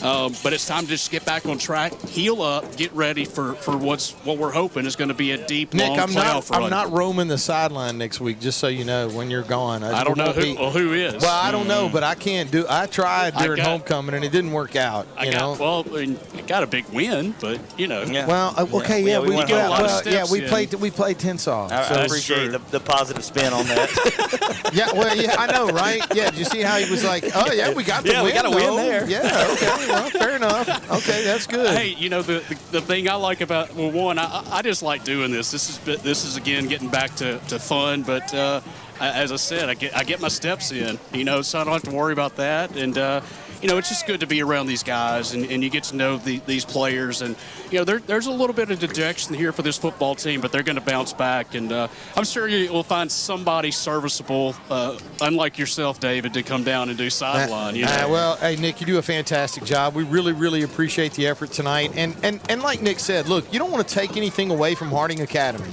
All right, these guys came out. They played a good brand of football. But they did in the first half as well. Yeah, they did. Those 2 turnovers were huge.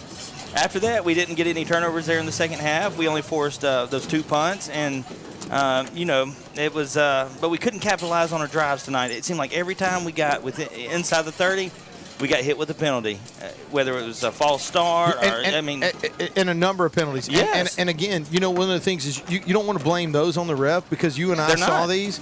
And, it was clearly a miscommunication with the center. And why it was only down there on the goal line and why it only happened inside the red zone is really unusual. And I'm sure that's something that the Eagles will learn from, and it's something that they'll hopefully be able to correct, because,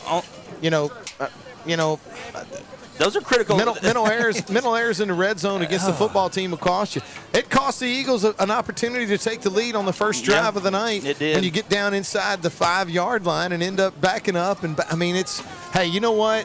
Harding Academy's got a good football team. The Eagles came out tonight. They didn't play football as well as they needed to and should have in the second half, and they got beat by a good football team from Searcy tonight.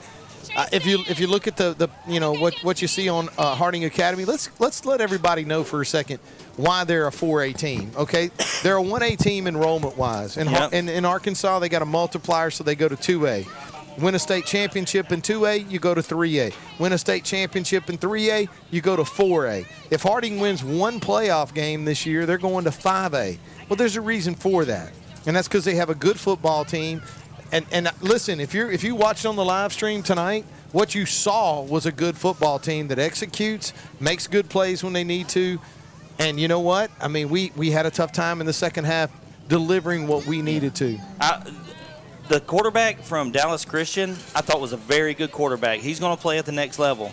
But this quarterback tonight, I thought he had a handle on this offense better than any other quarterback we've seen this season. I'm not saying he's a better athlete, as far as projecting into the future, but he had a handle on this offense, and he knew how to run this offense. He knew when to pull it. He knew when to throw it. He knew when to keep it. He knew when to push it downfield, and that's experience. And you can look at that and see the experience that this Miller kid brings to the game. Well, let's not forget, too, that our quarterback, Luke Vadrine, is a sophomore. He is.